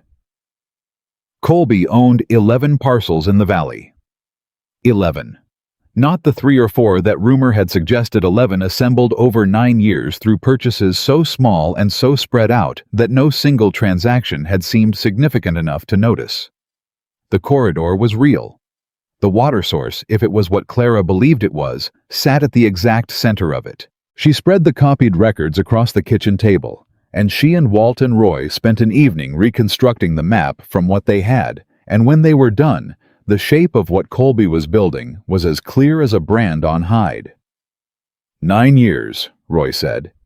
He said it quietly, the way you say something when the number is too large to hold comfortably. Patient man, Walt said. He would have had the whole valley eventually, Roy said. Without the storm, without any of this, just slow and steady, and nobody connecting the dots, he would have gotten there. He still might, Clara said. If we don't move faster than he's expecting us to. Roy looked at her. What do you mean? He's patient, she said. But he's not used to being organized against. The families he's been approaching have been responding individually, each one making their own decision in isolation, under pressure, without knowing what the others are being offered. She straightened up from the table. That changes the moment they know they're not alone. That changes the moment someone shows them the map. Roy understood immediately. You want to call a meeting? I want to call a meeting, she confirmed. All the families. All of them. Show them the records. Show them the map. Let them see with their own eyes what the last 9 years have looked like from outside any single property. She looked at him. People make different decisions when they understand the full picture. Roy nodded slowly. When? End of the week. Here if you're willing. This is the largest kitchen in the valley, and people trust the food. She paused. That last part matters more than you might think. He almost smiled. I've learned not to underestimate what you think matters. The invitation went out the next morning. Pete and Sam and Miguel riding in 3 directions, carrying Roy's name. But Clara's words, which she'd dictated the night before, with the precision of a woman who knew that how you asked for something was nearly as important as what you were asking for. Not a warning. Not an emergency summons. An invitation to supper and a conversation about the valley's future from a neighbor who thought it was time they all talked. Most of the families said yes within a day. The ones who hesitated, Clara sent Walt to because Walt was 62 years old and looked like every grandmother's idea of a trustworthy man, and could sit in someone's parlor with a cup of tea and make a case with complete unhurriedness that was somehow more convincing than urgency. Franklin Colby heard about the meeting. Of course he did. A valley this size had no secrets that stayed secrets for more than 48 hours, and Colby had his ear closer to the ground than most. He sent Roy a note, polite, well-worded, the kind of note that managed to sound both friendly and threatening, without committing to either suggesting that stirring up the community over what was after all a series of routine property transactions was perhaps not in everyone's best interest. Roy read the note at the kitchen table with Clara standing at the stove, and Walt at his usual chair, and Pete leaning against the wall. He knows, Roy said. He was going to know, Clara said. We weren't trying to hide it. We were trying to move faster than he could respond to it. Are we? Roy looked up. Moving faster. The meeting is in 3 days and he's still writing polite notes, she said. Yes, we're moving faster. Roy folded the note and put it in his pocket. What if he shows up? Clara turned from the stove. He won't. A man like Colby doesn't show up to meetings he didn't call. He doesn't put himself in rooms where he can't control the conversation. She looked at Roy steadily. He'll send someone, though. Someone who looks like a neighbor and acts like a friend, and asks the kind of questions designed to create doubt. Pete straightened up from the wall. How do we handle that? The same way you handle any attempt to create doubt, Clara said. With facts. You show people the records. You put the map in front of them. You let the numbers speak. She went back to the stove. The truth is the most effective thing we have. It's also the thing Colby can't argue with because the records are public. We didn't invent them. We just assembled them in the same room. The night of the meeting arrived cold and clear, the way November nights in Montana arrive when they're being cooperative, which was not always. Clara had been cooking since 4 in the morning. Not because the food was the point, though it was important as she'd told Roy in ways that went past simple hospitality. But because cooking was how she thought, and she had a great deal to think about. 19 families came. More than she'd expected. More than Roy had expected, too. She could see it in the slight widening of his eyes when he came in from greeting the last arrivals in the yard. 19 families meant close to 60 people, and not all of them were ranchers. Some were townspeople, the blacksmith, the woman who ran the dry goods store, the doctor who had his practice above the feed store on the main street of Harlan Creek.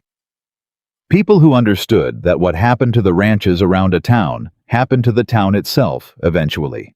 Clara moved through the crowd with coffee and food, and the specific invisibility she had always had in rooms full of people, which she was using now, the way she always used it, not as a limitation, but as a vantage point. She listened. She took in the temperature of the room, who was scared, who was angry, who was skeptical, who had already made up their mind in one direction, and who was genuinely uncertain. She filed it all away and moved on. Colby had sent someone. She spotted him within 10 minutes, a man named Garrett, who worked at the feed store and had a friendly face and a way of standing in groups that suggested he belonged while actually belonging to something else entirely. She'd seen his type before. She knew what he was there to do. She didn't say anything to Roy yet. There was a right moment for that, and this wasn't it. Roy opened the meeting with the directness that was the best thing about him. No preamble, no softening. Just the facts assembled in the order that made them clearest. He put the copied records on the table in the center of the room, and he put the map beside them. The map that Clara had spent 2 evenings reconstructing from the records, hand-drawn each of Colby's parcels marked clearly, and he let the room look at it. The silence that followed was the specific silence of people seeing something they hadn't known how to see before and suddenly understanding it completely. Eli Henderson said, "Lord Almighty." Ruth Henderson beside him said nothing. She just looked at the map with the face of a woman who has been told her instincts were right and finds no satisfaction in it whatsoever. Thomas Larkin said, "How long has this been going on?" 9 years, Roy said. The room moved. Not physically, but something shifted in it the way air shifts when a window opens somewhere, a change of pressure that everyone feels without being able to point to where it came from. Garrett moved at the edge of the crowd. Clara watched him drift toward a cluster of the more uncertain faces, the Perkins family, whose damage had been severe and whose debt had been real before the storm added to it. She watched him settle in beside them with the casual ease of a man who is very good at looking accidental. Clara slipped through the room and arrived beside the Perkins family from the other side. Ed Perkins was 45 thick through the middle, a man who had worked his land with dogged consistency for 15 years, and was now looking at the map with the expression of someone who has realized the ground under him is less solid than he thought. His wife Anne was beside him, her hands clasped in front of her, in the way women clasp their hands when they're containing something they don't want visible. Garrett was saying in a low, friendly voice, "Course records can be misleading. Property changes hands for all kinds of reasons. Don't necessarily mean what Mercer's suggesting it means." "What would you suggest it means?" Clara said, pleasantly, from the other side. Garrett looked at her. He hadn't noticed her arrive. She was used to that. "Just that context matters," he said, recovering smoothly. "Mr. Colby's been in this valley a long time. Been a good neighbor to a lot of folks. He came to your place the morning after the storm, Clara said to Ed Perkins. Not a question. She'd learned it from Ruth Henderson. Ed looked at her. He did, he said carefully. What did he offer you? Ed glanced at Anne. A married glance, the kind that carries a full conversation in half a second. He offered to buy, Ed said. Said he was offering fair value. What's fair value for your property? He told her. She looked at him steadily. That's about 35% below what comparable land in this valley sold for last spring. Garrett made a sound that was technically a laugh, but wasn't. Well, now land values after storm damage. The land isn't damaged, Clara said. The roof is damaged. A roof can be fixed. She was still looking at Ed Perkins, not at Garrett. Garrett wasn't the person who mattered in this conversation. How much would it cost to fix your roof? Ed said a number. Clara reached into her apron pocket and pulled out the notebook she'd been carrying for 3 days and opened it and found the page she wanted and put it in front of Ed Perkins. That's what 4 ranches in this valley have already committed to contribute in labor and materials, she said, for exactly the kind of repair your roof needs.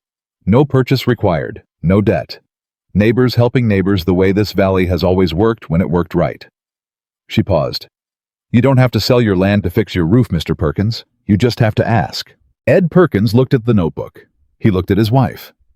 He looked at the map on the table across the room where Roy was walking a group of ranchers through the property records, one parcel at a time. Garrett tried once more. Mr. Colby's offer isn't going to stay on the table indefinitely.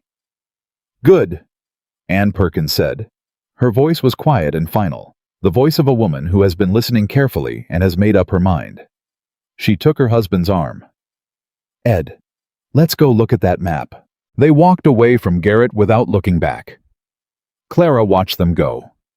She let herself feel just for a moment the satisfaction of a thing done well. Then she put it away and moved on to the next cluster of uncertain faces, because the room was large, and the night was not infinite, and there was still a great deal of work to do. She spoke to 11 separate conversations that evening. In most of them, she said very little. She asked questions. She produced facts when facts were what the moment needed. She listened with the specific quality of attention that made people feel understood, rather than processed.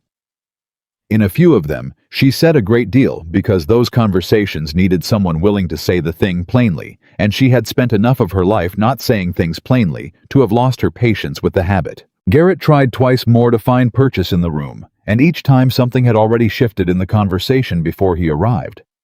Clara wasn't managing this overtly.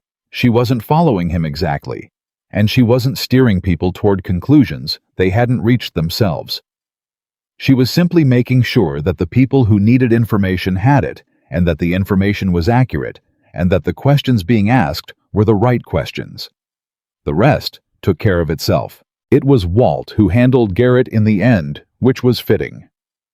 Walt settled himself next to the man in the quietest corner of the room at about the halfway point of the evening, with 2 cups of coffee, and the expression of a man who has nowhere particular to be, and all the time in the world. And he talked to Garrett for 45 minutes about Montana weather, and cattle prices, and the price of winter feed in bad years, and Garrett could not find a way out of the conversation without being obvious about it. And so he stayed and talked about weather, and cattle, and feed, and by the time he got free, the conversations he'd come to influence had already reached their own conclusions. Walt came to the kitchen to refill his cup afterward and found Clara at the stove. He didn't say anything. He just gave her that fractional nod. She gave it back. The meeting ended at 10 o'clock with something that had not existed in the valley 3 weeks ago. A loose but real agreement among 19 families to act together rather than apart. Not a formal organization, not a legal entity, not anything with a name yet. But an understanding built on a shared map and shared records and the specific solidarity of people who have seen the shape of what's being done to them and have decided together that they object. Roy shook hands at the door for the better part of an hour. Clara watched from the kitchen washing up, listening to the quality of those conversations. The firmness in people's voices, the absence of the scared undertone that had been there at the beginning of the evening. She filed that away too. Progress had a sound she'd learned over the years. This was it. The last guest left at 10:30. Ben Garvey, who had somehow become a fixture at Blackstone Ranch over the preceding weeks, and showed no particular signs of leaving. Not that anyone had suggested. He should helped Pete stack the chairs, while Walt sat at the table with the inevitable coffee, and Roy stood in the doorway between the main room and the kitchen, looking at Clara with the thoughtful expression she'd come to recognize as his processing face. "Garrett," he said. "Colby's man," she confirmed. "You spotted him early." "Half hour in." Roy looked at her. "You didn't say anything." "The room didn't need me to say anything. The room needed me to make sure the right conversations happened before he could shape the wrong ones." She dried a dish. Saying his name out loud would have made him the center of the evening. "That's not where I wanted the center to be." Roy was quiet for a moment. "You managed an entire room full of people without any of them knowing you were doing it." "I was helping," she said, "not managing." "Is there a difference?" She considered that. "Managing is what you do when you know better than everyone else, and you're making sure it comes out the way you've decided it should. Helping is what you do when you trust that people will reach the right conclusion if they have the right information." She set the dish on the rack. "I don't know better than everyone else. I just pay attention better than most." Roy came into the kitchen properly, then not standing in the doorway but coming in, pulling out the chair across from where she was working, and sitting down. It was a small gesture. But in 11 months of her working in this kitchen, he had never done it. He had stood in the doorway, or sat at the head of the table in the main room, or moved through the kitchen on his way to somewhere else. He had never simply sat down across from her at the work table, as if it was a natural place to be. She noticed. She didn't say anything about it. "I need to tell you something," Roy said. She kept washing dishes. "All right." "When I rode to the county seat to pull those records," he paused, "I asked about the spring, the water source you described, told the land surveyor what you'd found, what you'd observed. The grass, the drainage, the depth you got with the stick." She turned from the sink. He was looking at his hands on the table. He said, Roy looked up. He said, "If what you described is accurate, it's consistent with a primary aquifer access point." He said the kind of spring you're describing, if it's a primary source, would be significant. For irrigation. For the value of the land. He paused. For how much someone would want to control it. The kitchen was very quiet. "He said it might be the most significant water source in this part of the valley," Roy continued. "He said if Colby knows about it or suspects it, it would explain the entire 9 years of acquisitions." He looked at her directly. "Colby isn't building a land corridor, Clara. He's building around a water source.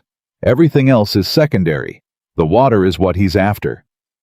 Clara set down the dish towel. She sat down. She had known something like this was possible.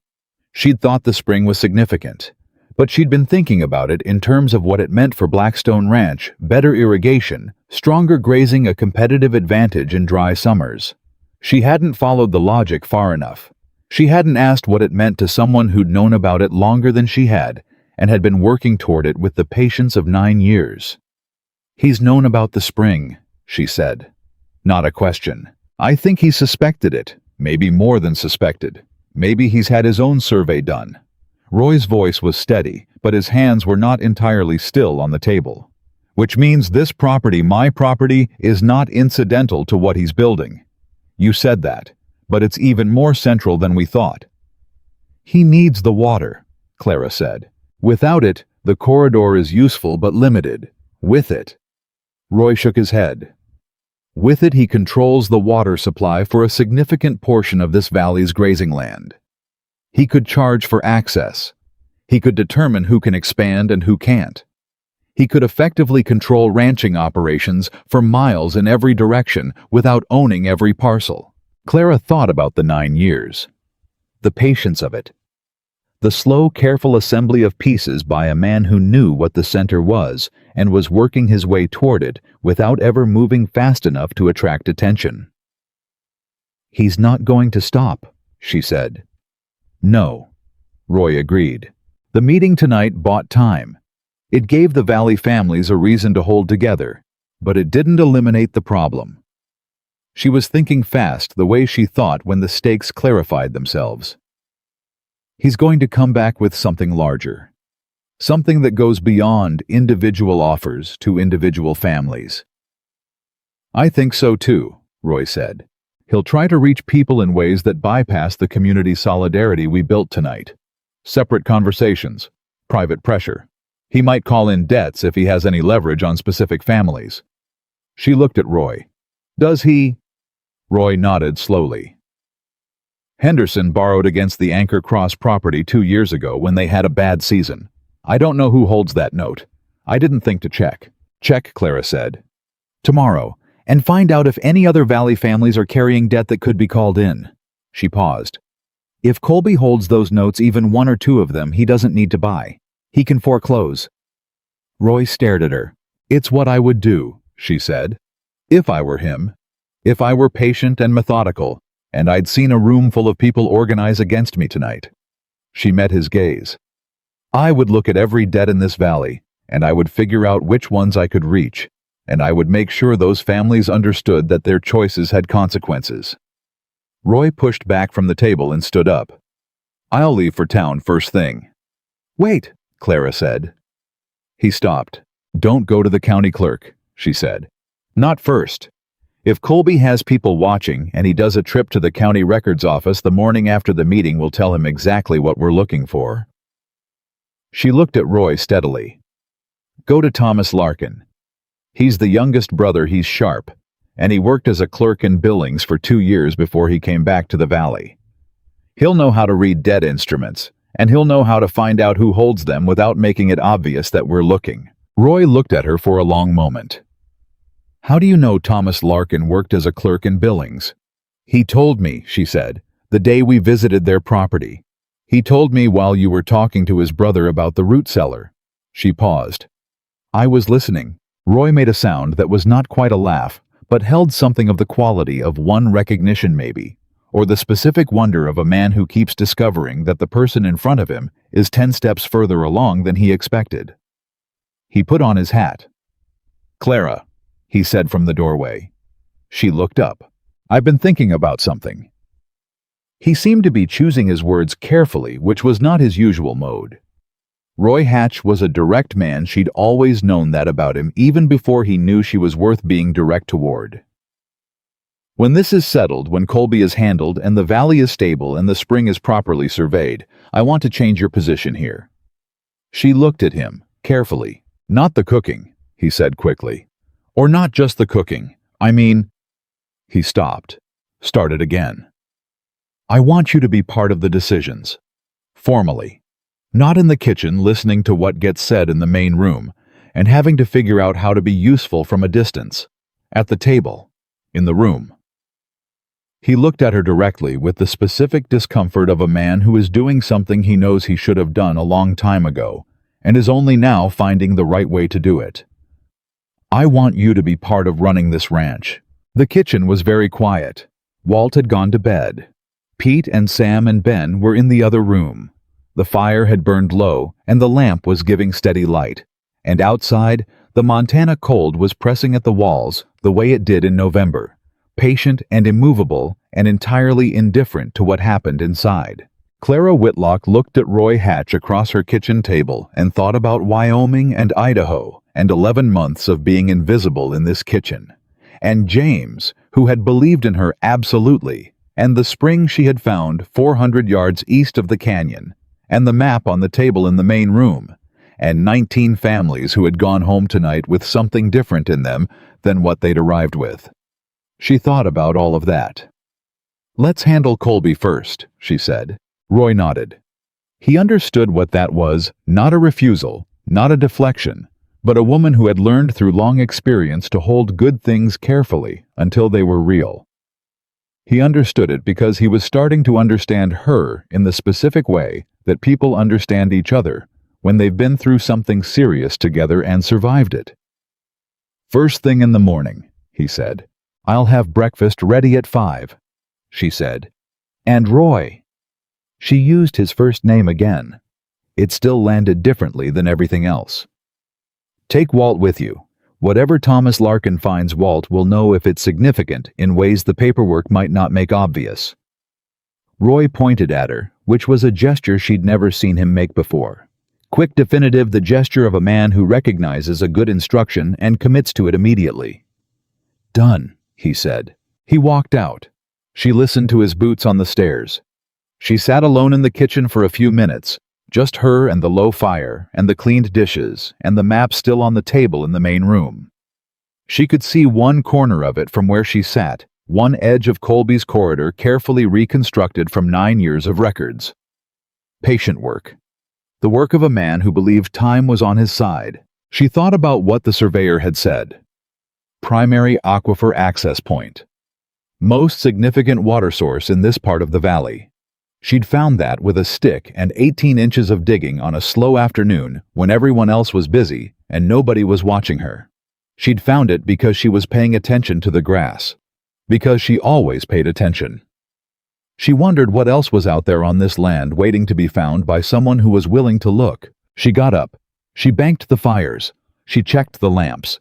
She did her last walk of the house door's windows, the particular loose board on the second step that needed knowing about, so you didn't catch your foot on it in the dark. She had been doing this walk every night for 11 months, and she did it the same way she always did, thoroughly, unhurriedly, as if each thing she checked mattered, because it did. She was at the bottom of the stairs about to go up when Walt's voice came from the dark at the end of the hall. Clara? She stopped. Walt was sitting in the small chair by the back window, where he sometimes sat when he couldn't sleep, which was often. She hadn't seen him there. Walt, she said, you should be in bed. Got something to tell you, he said. She came down the hall. She stood in front of him. In 15 years of working ranches, Walt Decker had never looked at her the way he looked at her now, like something was bothering him that he should have said before, and was trying to figure out how the delay was going to land. What is it? She said. Colby's surveyor, he said. The one who did the valley survey 6 years back. Man named Jessup. He paused. I know him. Worked with him once long time ago before he started working for people like Colby. Another pause. Jessup doesn't do bad work.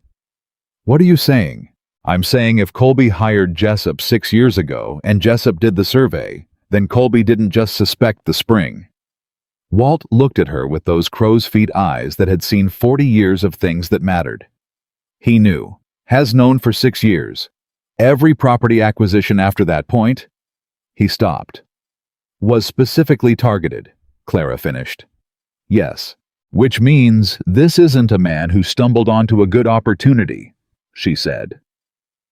This is a man who has been methodically working toward a specific objective for 6 years, with a legal survey to guide him. She was quiet for a moment. And if he has a survey that includes the spring, he may have a claim, Walt said, depending on how the water rights were established and when. If Jessup's survey predates Roy's knowledge of the spring, he stopped again. Clara sat down on this bottom step of the stairs. This was new information. This changed the shape of the problem in ways she needed to think about carefully before she could speak about them clearly. Water rights, she said slowly. In Montana, water rights are established by use and by filing, Walt said. If Colby has had a survey identifying that spring for 6 years, and if he's filed any kind of claim, has he? I don't know. That's what needs checking. Walt looked at her steadily. That's more important than the property records. That's the thing Roy needs to find out in town tomorrow. Not just who holds the debt instruments. Whether Franklin Colby has a filed water rights claim on a spring that sits on Roy Mercer's land. Clara sat with that for a moment. A long moment. Then she stood up. Wake Roy, she said. Walt raised an eyebrow. I know it's past midnight, she said. Wake him anyway. This doesn't wait until morning. Walt stood up slowly the way he did everything with the deliberate economy of a man who had learned that hurrying rarely got you there faster and usually cost you something. He went to the stairs. He paused. You know, he said, I've worked with a lot of people in 40 years. Good ranchers, smart foremen, people who knew land and cattle and weather the way some people know music by ear, by feel, without having to think about it. He looked at her. I've never worked with anyone who could walk into a problem at any angle and find the thing that mattered in it the way you do. Clara looked at him. She was very tired, and the information about the water rights was still rearranging itself in her mind, and she did not have the composure right now to receive a compliment gracefully.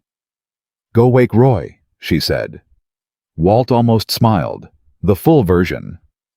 "Yes, ma'am," he said, and went up the stairs. She went back to the kitchen and put the kettle on because whatever conversation was about to happen, it was going to need coffee.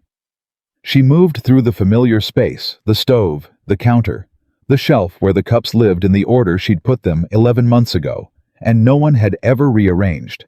And she thought about water and rights, and a man with 9 years of patience and a 6-year-old survey, and a plan so careful and so quiet that it had been operating in plain sight, without anyone in this valley understanding what they were looking at. She thought about all of that. Then she thought he still doesn't have it. 6 years of planning and 9 years of acquisitions and the most significant water source in this part of Montana, and he still didn't have it. Because the land that held the spring belonged to Roy Mercer. Because Roy Mercer had in the last 48 hours finally started paying attention to who was paying attention for him. The kettle began to heat. Roy's footsteps came down the stairs quick and unhesitating, a man who wakes fast and moves faster, which was a quality she'd needed him to have. She had the coffee ready by the time he reached the kitchen door. She told him about Jessup and the survey and the water rights without preamble, the way you tell someone something urgent, clean and direct, and all in one breath. She watched his face go from the slight confusion of a man woken past midnight to the particular hard focus of a man who has understood something important and is deciding what to do with it. He sat down. He put his hands flat on the table. "If he's filed a claim on that water," Roy said, "then the spring may not be entirely yours to use, regardless of where it sits on your property," Clara said. "Water rights in this territory don't automatically follow land rights. Whoever establishes prior claim." "Colby," Roy said. "Possibly. We don't know yet." She looked at him. "But Roy, if he has a filed claim, and we verify the spring's exact location, and it is on your land with his claim attached to it." "What?" "Then the most important thing we do tomorrow is not finding out who holds the debt instruments," she said. "The most important thing we do tomorrow is file our own claim." Roy looked at her. "Prior use and prior knowledge," she said. "I found that spring. I can testify to when I found it and what I observed. You can testify that you were unaware of Colby's claim. The question will be whether his filing date precedes what we can establish as your legitimate prior knowledge and use." She paused. "It's going to come down to dates and testimony and who a judge decides to believe." Roy was very still. "That's a legal fight." "Yes," she said. "That could take months." "Yes," she said again. "But the alternative is letting a water rights claim he may have filed quietly 6 years ago become the thing that gives him everything he's been building toward." She met Roy's eyes across the table. "You asked me to be part of the decisions, Roy. This is me being part of the decisions. We have to file tomorrow. First light." Roy Hatch sat across from Clara Whitlock in the kitchen of Blackstone Ranch at midnight, with Walt standing in the doorway, and the cold pressing against every wall, and the low fire giving it steady light.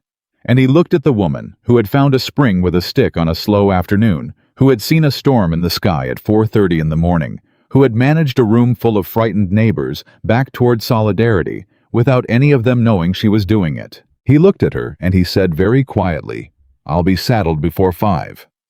She pushed his coffee cup toward him. "Drink that first," she said.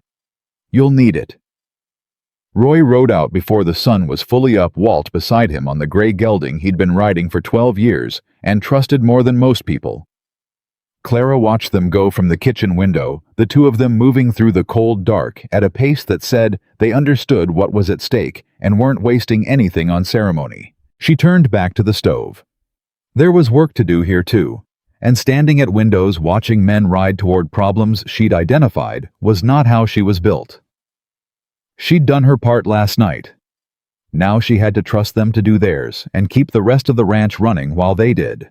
Pete was at the breakfast table by 5:30, with the particular alertness of a young man who had slept poorly because something important was happening, and his body hadn't wanted to miss it. He looked at the empty chairs where Roy and Walt usually sat, and then looked at Clara.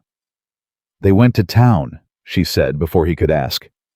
"For the water rights." Pete wrapped his hands around his coffee cup. "You think Colby really filed a claim?" "I think we need to know before he knows that we know," she said, "which means today." Pete nodded slowly. He was quiet for a moment, turning the cup in his hands. Then he said, "Miss Clara, what happens if the claim is already filed? What happens if we're too late?" She put a plate in front of him. "We deal with what's real when it's in front of us," she said. "Not before." He looked at her. He had been doing that more often lately, looking at her the way he looked at Walt, when Walt said something that required thinking about. She didn't comment on it.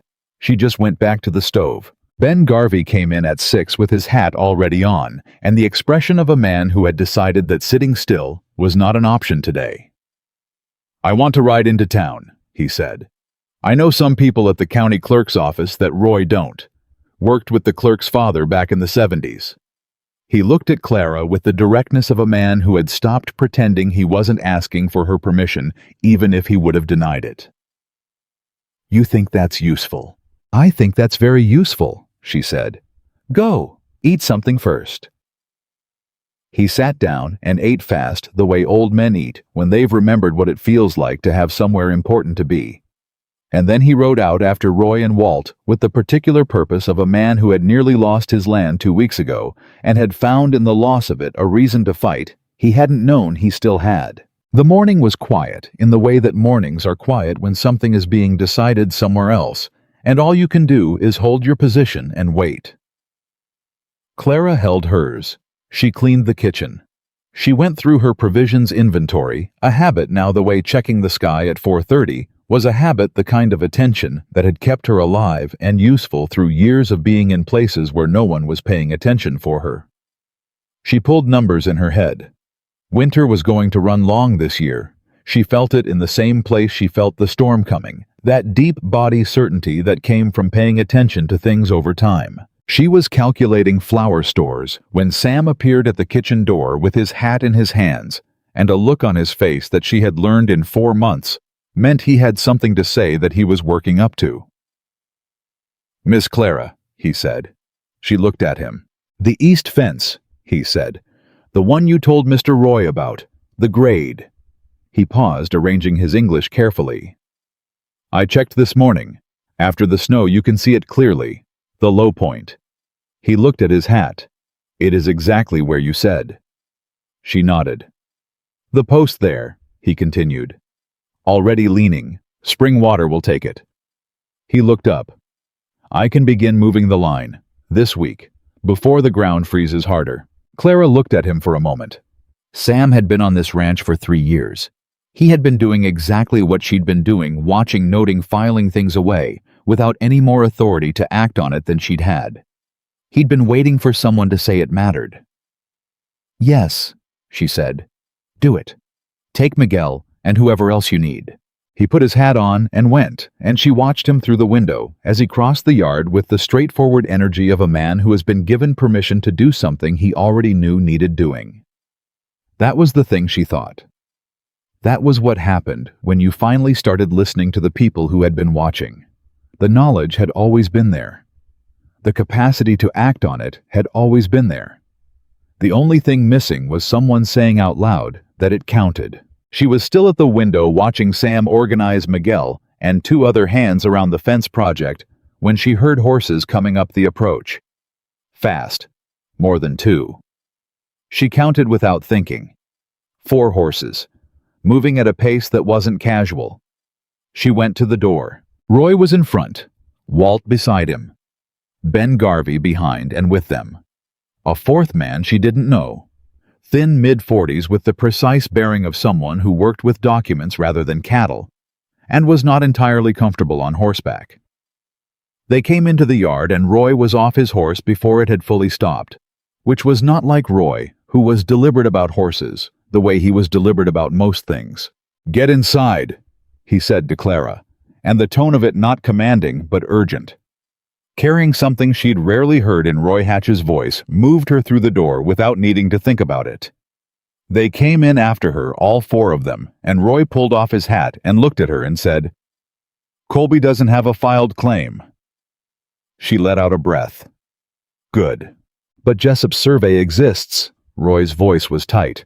"Our man here," he gestured at the fourth man who had come in last and was straightening his coat with the practiced composure of a professional.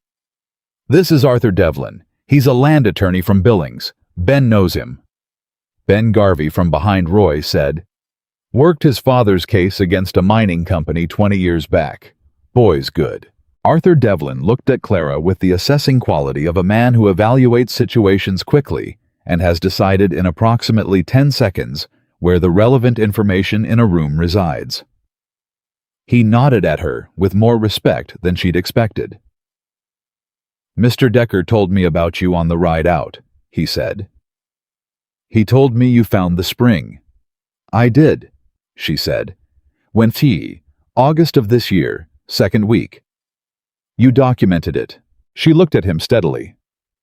"I wrote it in my personal journal the evening of the same day I found it," she said, "with the date, the location as I measured it, and what I observed." She paused. "I also told Walt about it the following morning." Walt from his chair said, "She did." Arthur Devlin looked at Roy, then back at Clara. "That's prior documentation," he said, "dated before any filing Colby could now make. If he tries to file a claim going forward, your documentation establishes prior knowledge and prior observation." He paused. "It doesn't give you full water rights automatically, that's more complicated, and I won't lie to you about that, but it makes his position considerably weaker than it would be if you had nothing." "What does he have?" Clara asked. "Jessup's survey," Arthur said, "which documents the spring's existence and approximate location as of 6 years ago. But a survey is an observation, not a claim. He didn't file, whether that was oversight or strategy." He paused. "My read is strategy. He didn't want the filing on record because it would show his hand before he was ready. He was waiting until he owned the surrounding land," Clara said. "Once he controlled the corridor, the filing would have been a formality. Nobody left to contest it." Arthur Devlin looked at her with the expression of a man who has just had something confirmed that he suspected but needed to hear said aloud. "That is exactly right," he said. "So file now," Clara said. "Roy files today with my journal entry as supporting documentation and Walt as witness to prior disclosure. We establish the claim before Colby can." "That's the recommendation," Arthur confirmed. "I've brought the paperwork. If you're willing to ride back to town this afternoon with me, Mr. Mercer, we can have it filed before the clerk's office closes." Roy looked at Clara. That look again, the one that was asking something it didn't have words for. "Your journal," he said. "You'll let us use it." "It's documentation of something on your land," she said. "Of course I will." "Clara," he stopped. "If we file this claim and Colby contests it, you'll be named in the proceeding, as the person who documented it. He'll know your name." She met his eyes. "Roy, Franklin Colby has been in this valley for 9 years buying land from people who didn't know what he was doing with it. He came to your door the morning after the worst storm in 11 years to try to buy a property he'd been circling for 6 years. He sent a man to a community meeting to try to undermine the people you invited there."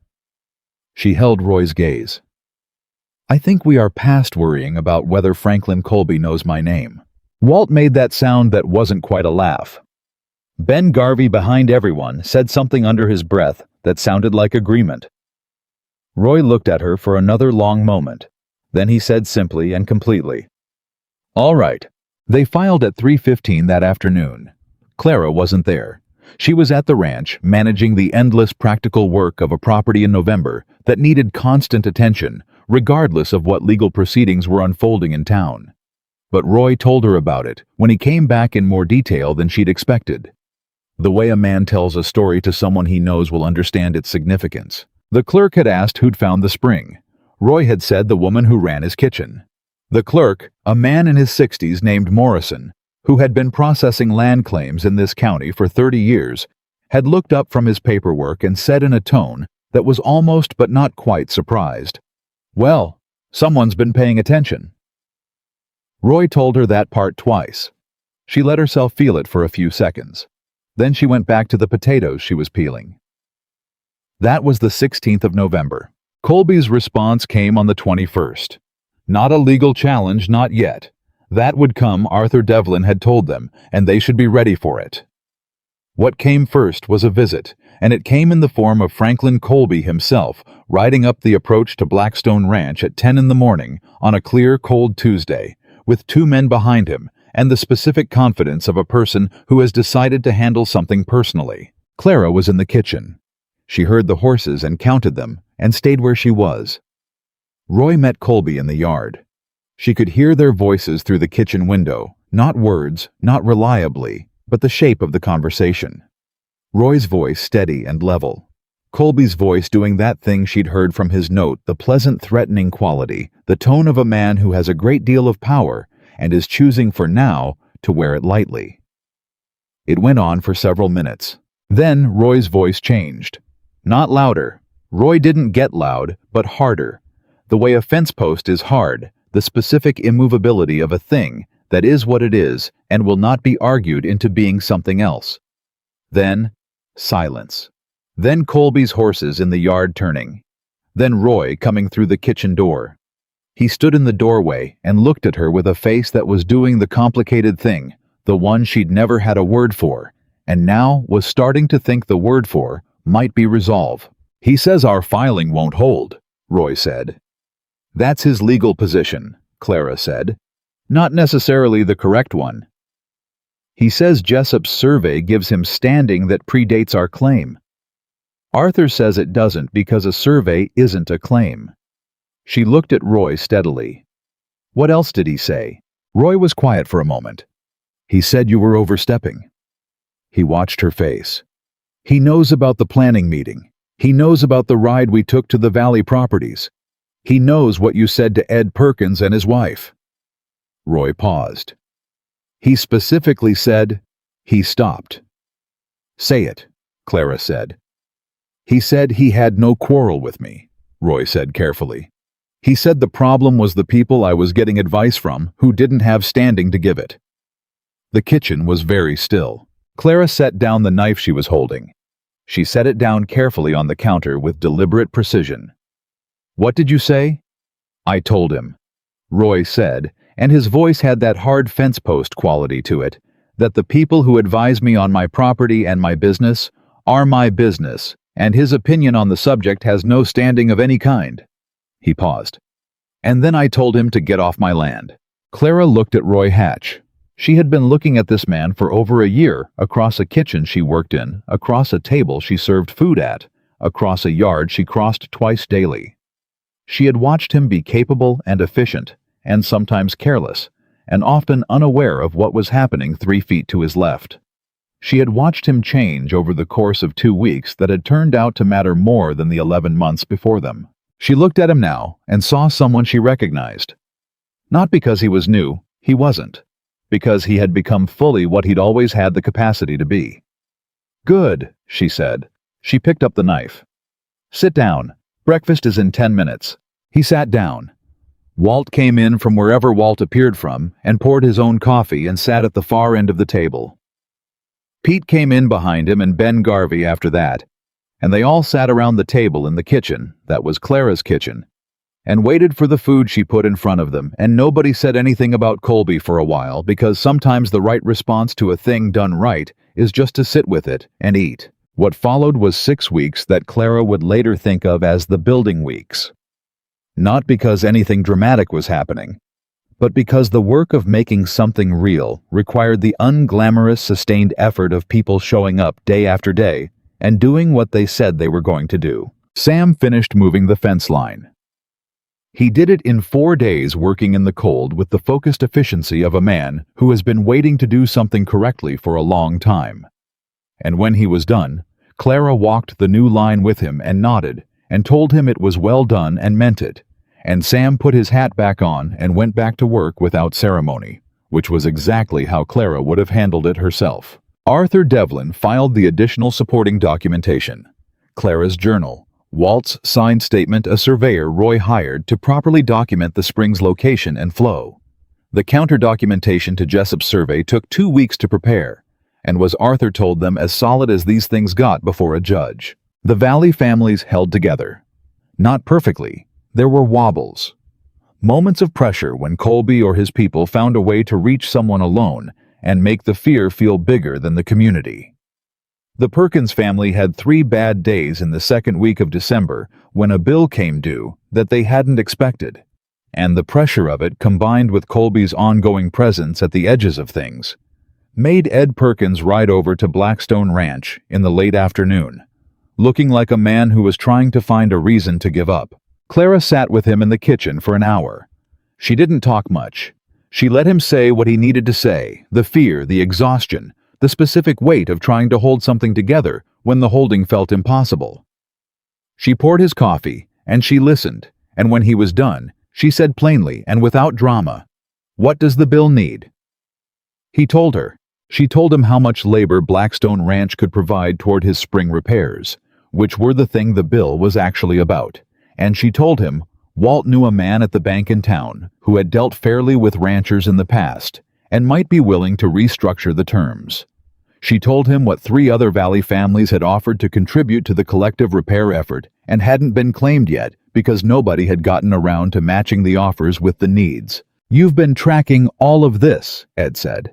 He said it the way Thomas Larkin had said it, the way Ruth Henderson had said it, with the slightly stunned quality of people discovering that someone has been paying attention to things they didn't know anyone was watching. "Someone has to," Clara said. Ed Perkins looked at her for a long moment. He had the face of a man doing arithmetic and finding that the numbers came out differently than he'd expected. "My wife said after the meeting..." He stopped. "She said you were the one who actually held that room together. Not Roy. Not Walt." He paused. "She said she didn't know your name before that night." "Most people didn't," Clara said. "That's..." He shook his head. "That ain't right." "No," she agreed. "It wasn't." He rode home in better shape than he'd arrived in. She watched him go and turned back to her kitchen and kept working. The legal challenge came on December 14th. Arthur Devlin rode out to tell them in person, which Clara appreciated. It was the kind of news that deserved to be delivered face to face. Colby had filed a counterclaim to the water rights. The basis was Jessup's survey establishing prior knowledge. The argument Arthur explained at the kitchen table with Roy and Walt and Clara present was that Colby's documented awareness of the spring's existence 6 years prior constituted a form of prior claim sufficient to contest Roy's filing. "Is that going to work?" Pete asked from his increasingly permanent position at the edge of important conversations. "It's a stretch," Arthur said. "In Montana, water law documented awareness isn't the same as filed claim. But it's not frivolous. Colby has a competent lawyer, which I suspected, and the argument has enough form to it that a judge will need to rule on the substance." He paused. "The hearing is scheduled for February." February. 3 months. Clara looked at the table. She thought about 3 months of Colby's pressure on the Valley, 3 months of uncertainty, 3 months of fear, as a tool against people who didn't have the reserves to absorb extended strain. "He's counting on the winter," she said. Arthur looked at her. "The hearing is in February," she said. "That's not coincidental. That's 3 months for the Valley families to wear down, for the fear to compound, for the bad days to accumulate until people start making decisions based on how tired they are rather than what's actually true." She looked at Arthur. He thinks by February he won't need the water rights claim to get what he wants. He thinks some portion of these families will have sold by then. Arthur said nothing. Will they? Roy asked. Clara thought about Ed Perkins and his bill. She thought about the Larkin brothers and their ruined root cellar. She thought about the 19 families at the meeting, the fear underneath the solidarity, the specific fragility of people trying to hold together under sustained pressure when they'd never had to do it quite this way before. Some of them might, she said honestly. If we leave them to manage alone, some of them will. She looked at Roy. So we don't leave them to manage alone. That became the work of December. Not dramatic work. Not the kind that had a moment you could point to and say, there, that's where it turned. The quiet, unremarkable daily work of showing up. Roy and Pete and Sam rode the valley in rotation, not to deliver speeches or organize meetings, but to provide specific practical help. The labor for the Perkins repairs, the winter feed the Henderson family needed, the structural assessment of Ben Garvey's roof that finally confirmed it could be repaired rather than rebuilt, which was the difference between manageable and impossible. Clara coordinated all of it from the kitchen. She tracked what each family had and what each family needed and matched them to each other with the unsentimental efficiency of a woman who had been doing this kind of invisible infrastructure work her entire life, and had simply never before been given permission to do it at scale. She sent food when food was the thing that mattered. A pot of beans delivered by Pete on a Tuesday, cornbread and salt pork on a Friday. She sent information when information was the thing. The name of the banker Walt trusted, the specific county records Thomas Larkin had found that clarified the Perkins debt situation, the wording of the collective agreement she'd written out by hand that gave the Valley families a way to formalize their mutual commitments without requiring a lawyer. That last thing the collective agreement became in the weeks before Christmas, the thing Clara was most proud of and least likely to talk about. It was one page. It said simply and specifically that the families whose names appeared at the bottom agreed to share labor information and resources through the winter of 1888 to 1889 and beyond, on the understanding that a community held together was more valuable than any individual property held apart. 14 families signed it. She didn't sign it herself. She had no property, no standing, no legal position in the valley. But she wrote it, and that felt like enough. Roy read it when she put it in front of him and looked at her and said, "This is going to matter." He said it simply, without drama, the way he said things when he was most certain. "Sign it," she said. He signed it. He signed. Christmas came cold and bright, and Clara made a meal for 14 people at Blackstone Ranch, the Hands and Ben Garvey and Walt, who had no family left to go to, and Pete's mother, who rode in from town and looked around the kitchen with the discerning eye of a woman who understood what a kitchen told you about who ran it, and found apparently that she approved of what she saw. Roy sat at the head of the table, and for the first time in the nearly 13 months Clara had been at this ranch, the table felt full, in a way that had nothing to do with the number of people sitting at it. After supper, when the others had moved to the main room and she was cleaning up alone, Roy came back to the kitchen. He came back the way he always came back now, without ceremony, pulling out the chair at the work table and sitting down as if it was the most natural thing in the world, which it had become. He put an envelope on the table. She looked at it. "What's that?" "Open it." She wiped her hands and picked it up and opened it. Inside was a single piece of paper, a formal document county-stamped with her name on it. She read it once, and then read it again, and then set it down on the table and looked at Roy. "That's a partnership agreement," he said. "Blackstone Ranch operating as a partnership between Roy Mercer and Clara Whitlock. Equal decision-making authority on ranch operations, water management, and land use. A salary commensurate with the position." He paused. Arthur drew it up. "It's legal and binding, and it means what it says." She looked at the document. She looked at Roy. "You said end of the week," he said. "When I mentioned changing your position, you said handle Colby first. We've handled Colby as much as he's going to be handled before February. It's Christmas." He held her gaze. "I'm asking." There was a long silence. Clara thought about Wyoming. She thought about James with his absolute belief in her, and the 10 years since without it. She thought about 11 months of being furniture, and 2 weeks of being seen, and 6 weeks of doing the most meaningful work she'd done since the years when James was alive, and the world required everything she had. She thought about the fence line Sam had moved, and the spring that was now documented, and the 14 families holding together through a Montana winter, and the room that had changed the night she'd stopped trying to make Roy listen, and started doing what needed doing. She thought about all of it. Then she picked up Roy's pen from the table where he'd set it, and she signed her name to the document. Roy exhaled just slightly, just enough to tell her he'd been holding his breath. She noticed that the way she noticed everything, and she filed it carefully in the place where she kept the things that mattered. "Arthur also thinks we have a strong case for February," Roy said after a moment. "I know," she said. "The judge assigned to the case is a woman named Harriet Crane," he said. "First woman on the bench in this county." Clara looked up.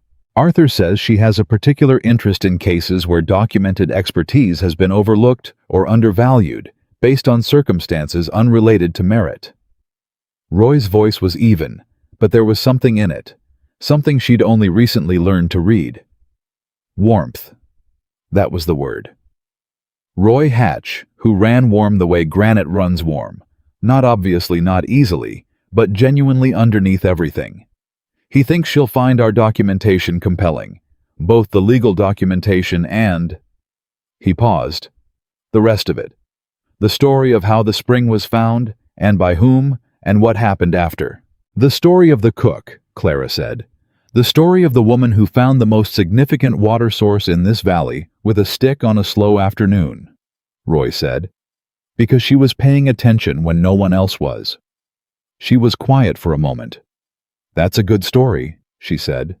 "It's a true story," he said. She stood up and started on the last of the dishes. Roy stayed at the table, the way he'd been staying at the table more and more lately, and they were quiet together in the kitchen, the way people are quiet together when the quiet itself is a kind of conversation. "Roy," she said after a while. The pasture rotation in the west section.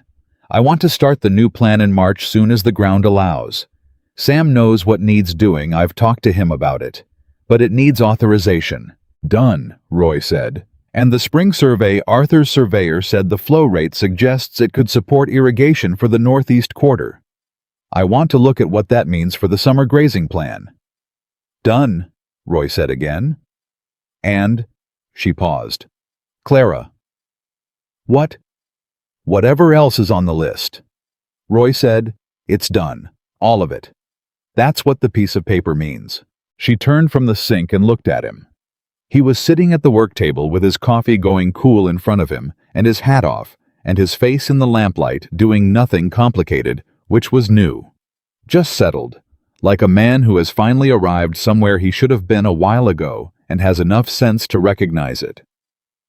"Merry Christmas, Roy," she said. "Merry Christmas, Clara," he said. She turned back to the dishes. Outside, Montana was doing what Montana did in December, cold and vast and indifferent, the way the land always was, the way it would always be, making no promises and offering no apologies, and asking only that the people who wanted to live on it pay attention. Clara had been paying attention for 40 years. She intended to keep going. February came, and the hearing came, and Arthur Devlin stood before Judge Harriet Crane with the journal and Walt's testimony, and the survey, and the collective agreement signed by 14 Valley families, and Franklin Colby's lawyer made his arguments about Jessup's survey and prior knowledge, and the judge listened to both sides with the careful attention of someone who understood that what was being decided was bigger than a water rights claim. It took her 4 days to rule. Roy read the ruling at the kitchen table with Clara beside him and Walt at the far end, and Pete standing in the doorway, which was where Pete always stood when something important was happening, as if he wanted to be close enough to see it, but still had some old reflex that said, "Important things happened to other people." The ruling was 3 pages. Roy read it aloud straight through without stopping. Colby's claim was denied. The court found that an undisclosed survey, not accompanied by a filed claim, did not constitute prior right in Montana water law. The court further found that Clara Whitlock's documented observation, witnessed and dated, established Blackstone Ranch's legitimate prior claim to the spring and its water. The court further noted, and this was the part Roy read twice, his voice doing something careful, that the manner in which this claim had come to light and the broader pattern of events in this valley over the preceding winter demonstrated with particular clarity that the most reliable information in any community is often held by the person whom that community has been trained not to ask. Walt said, Pete said, Lord Almighty. Clara read the ruling herself quietly from the beginning. She read the whole thing. She read the part Roy had read twice, and then she folded it and set it on the table and looked at the window where March was doing what March in Montana does, trying to be spring, and not quite managing it yet, too cold for optimism, but past the worst of the dark. She thought about the cook. She thought about the woman nobody listened to. She thought about what it cost to know things that nobody would hear, and to keep knowing them anyway, and to keep working anyway, and to keep showing up to kitchens where you were, furniture and skies that were telling you the truth, that nobody else was reading in land, that was giving up its secrets to anyone patient enough to kneel down with a stick. She thought about Walt saying, I reckon that's going to change. It had. She stood up and went to the stove because there was food to make and a ranch to run and a spring that needed a proper irrigation plan, and 14 Valley families who were going to need the same consistent, unglamorous daily attention. They'd need it all winter, and all of it was hers to do now. Not invisibly, not sideways, not from the kitchen doorway watching the room she wasn't allowed to enter. Roy came to stand beside her at the stove, not across from her, not in the doorway, but beside her, and he said, What do you need? She looked at the spring survey on the counter. She looked at the pasture rotation plan she'd drafted in January. She looked at the fence assessment Sam had given her, and the water table notes from Arthur's surveyor, and the collective agreement that 14 families had signed, and the legal ruling that said her name, Clara Whitlock, in a court of law, in a territory where her name had never mattered to anyone with authority before. She looked at all of it. I need a larger table, she said. Roy laughed. It was the first time she'd heard him laugh fully, without reservation, with his whole chest in it. It was a good sound. I'll build you one, he said, and he did. Blackstone Ranch entered its most successful season in years that spring. The northeast quarter irrigated for the first time by the spring. Clara had found with a stick on a slow August afternoon the west pasture rotated back to health, the fence line holding where Sam had moved it before the flood. The valley held together through Franklin Colby's one final attempt to buy out the weakest properties in April, and then held some more. And then Colby sold his corridor parcels to the county for a road project in June, and that was the end of that. Ben Garvey's roof was rebuilt in May by 8 men and 2 women from 4 Valley families, and when they were done, Ben Garvey stood in his yard and looked at it and said in the voice of a man who has been given something back that he thought was gone, That's a good roof. Ruth Henderson brought pie. Clara brought cornbread, and the knowledge filed and noted and dated that this was what a community looked like when it decided to be one. She still cooked. She'd never stopped cooking. She loved it, had always loved it the way you love the thing you're genuinely made for. She cooked for the ranch, and she managed the ranch, and she sat at the new table Roy built in the kitchen, larger than the old one with chairs on all sides, and the conversations that happened at that table were the real conversations, the ones about the land, and the water, and the future, and the next problem, and the one after that. Walt sat at the far end in his usual chair and drank his coffee and said things when things needed saying, which was exactly right. Pete sat somewhere in the middle and listened more than he talked now, which was better than the grin which was still there but had learned to mean something. Sam sat at the table when there was something to discuss about the land, because Sam had earned it the night he went back out into the blizzard and held a roof section with his hands, and everybody knew it. Roy sat across from Clara and looked at her the way he'd been looking at her since the morning after the storm, when he'd finally learned to see her directly without filtering her through what she was supposed to be, just looking at what she actually was. And Clara sat at the table she'd asked for in her kitchen, in her ranch, in her valley in the Montana spring. And she spoke, and people heard her, and she knew things, and people acted on them. And she was exactly where she was supposed to be, doing exactly what she had always been capable of doing, in a place that had finally learned to ask. The most valuable voice in that valley had always been the one nobody thought to listen to. She had been there the whole time. She had never stopped paying attention. And now, at last, neither had anyone else.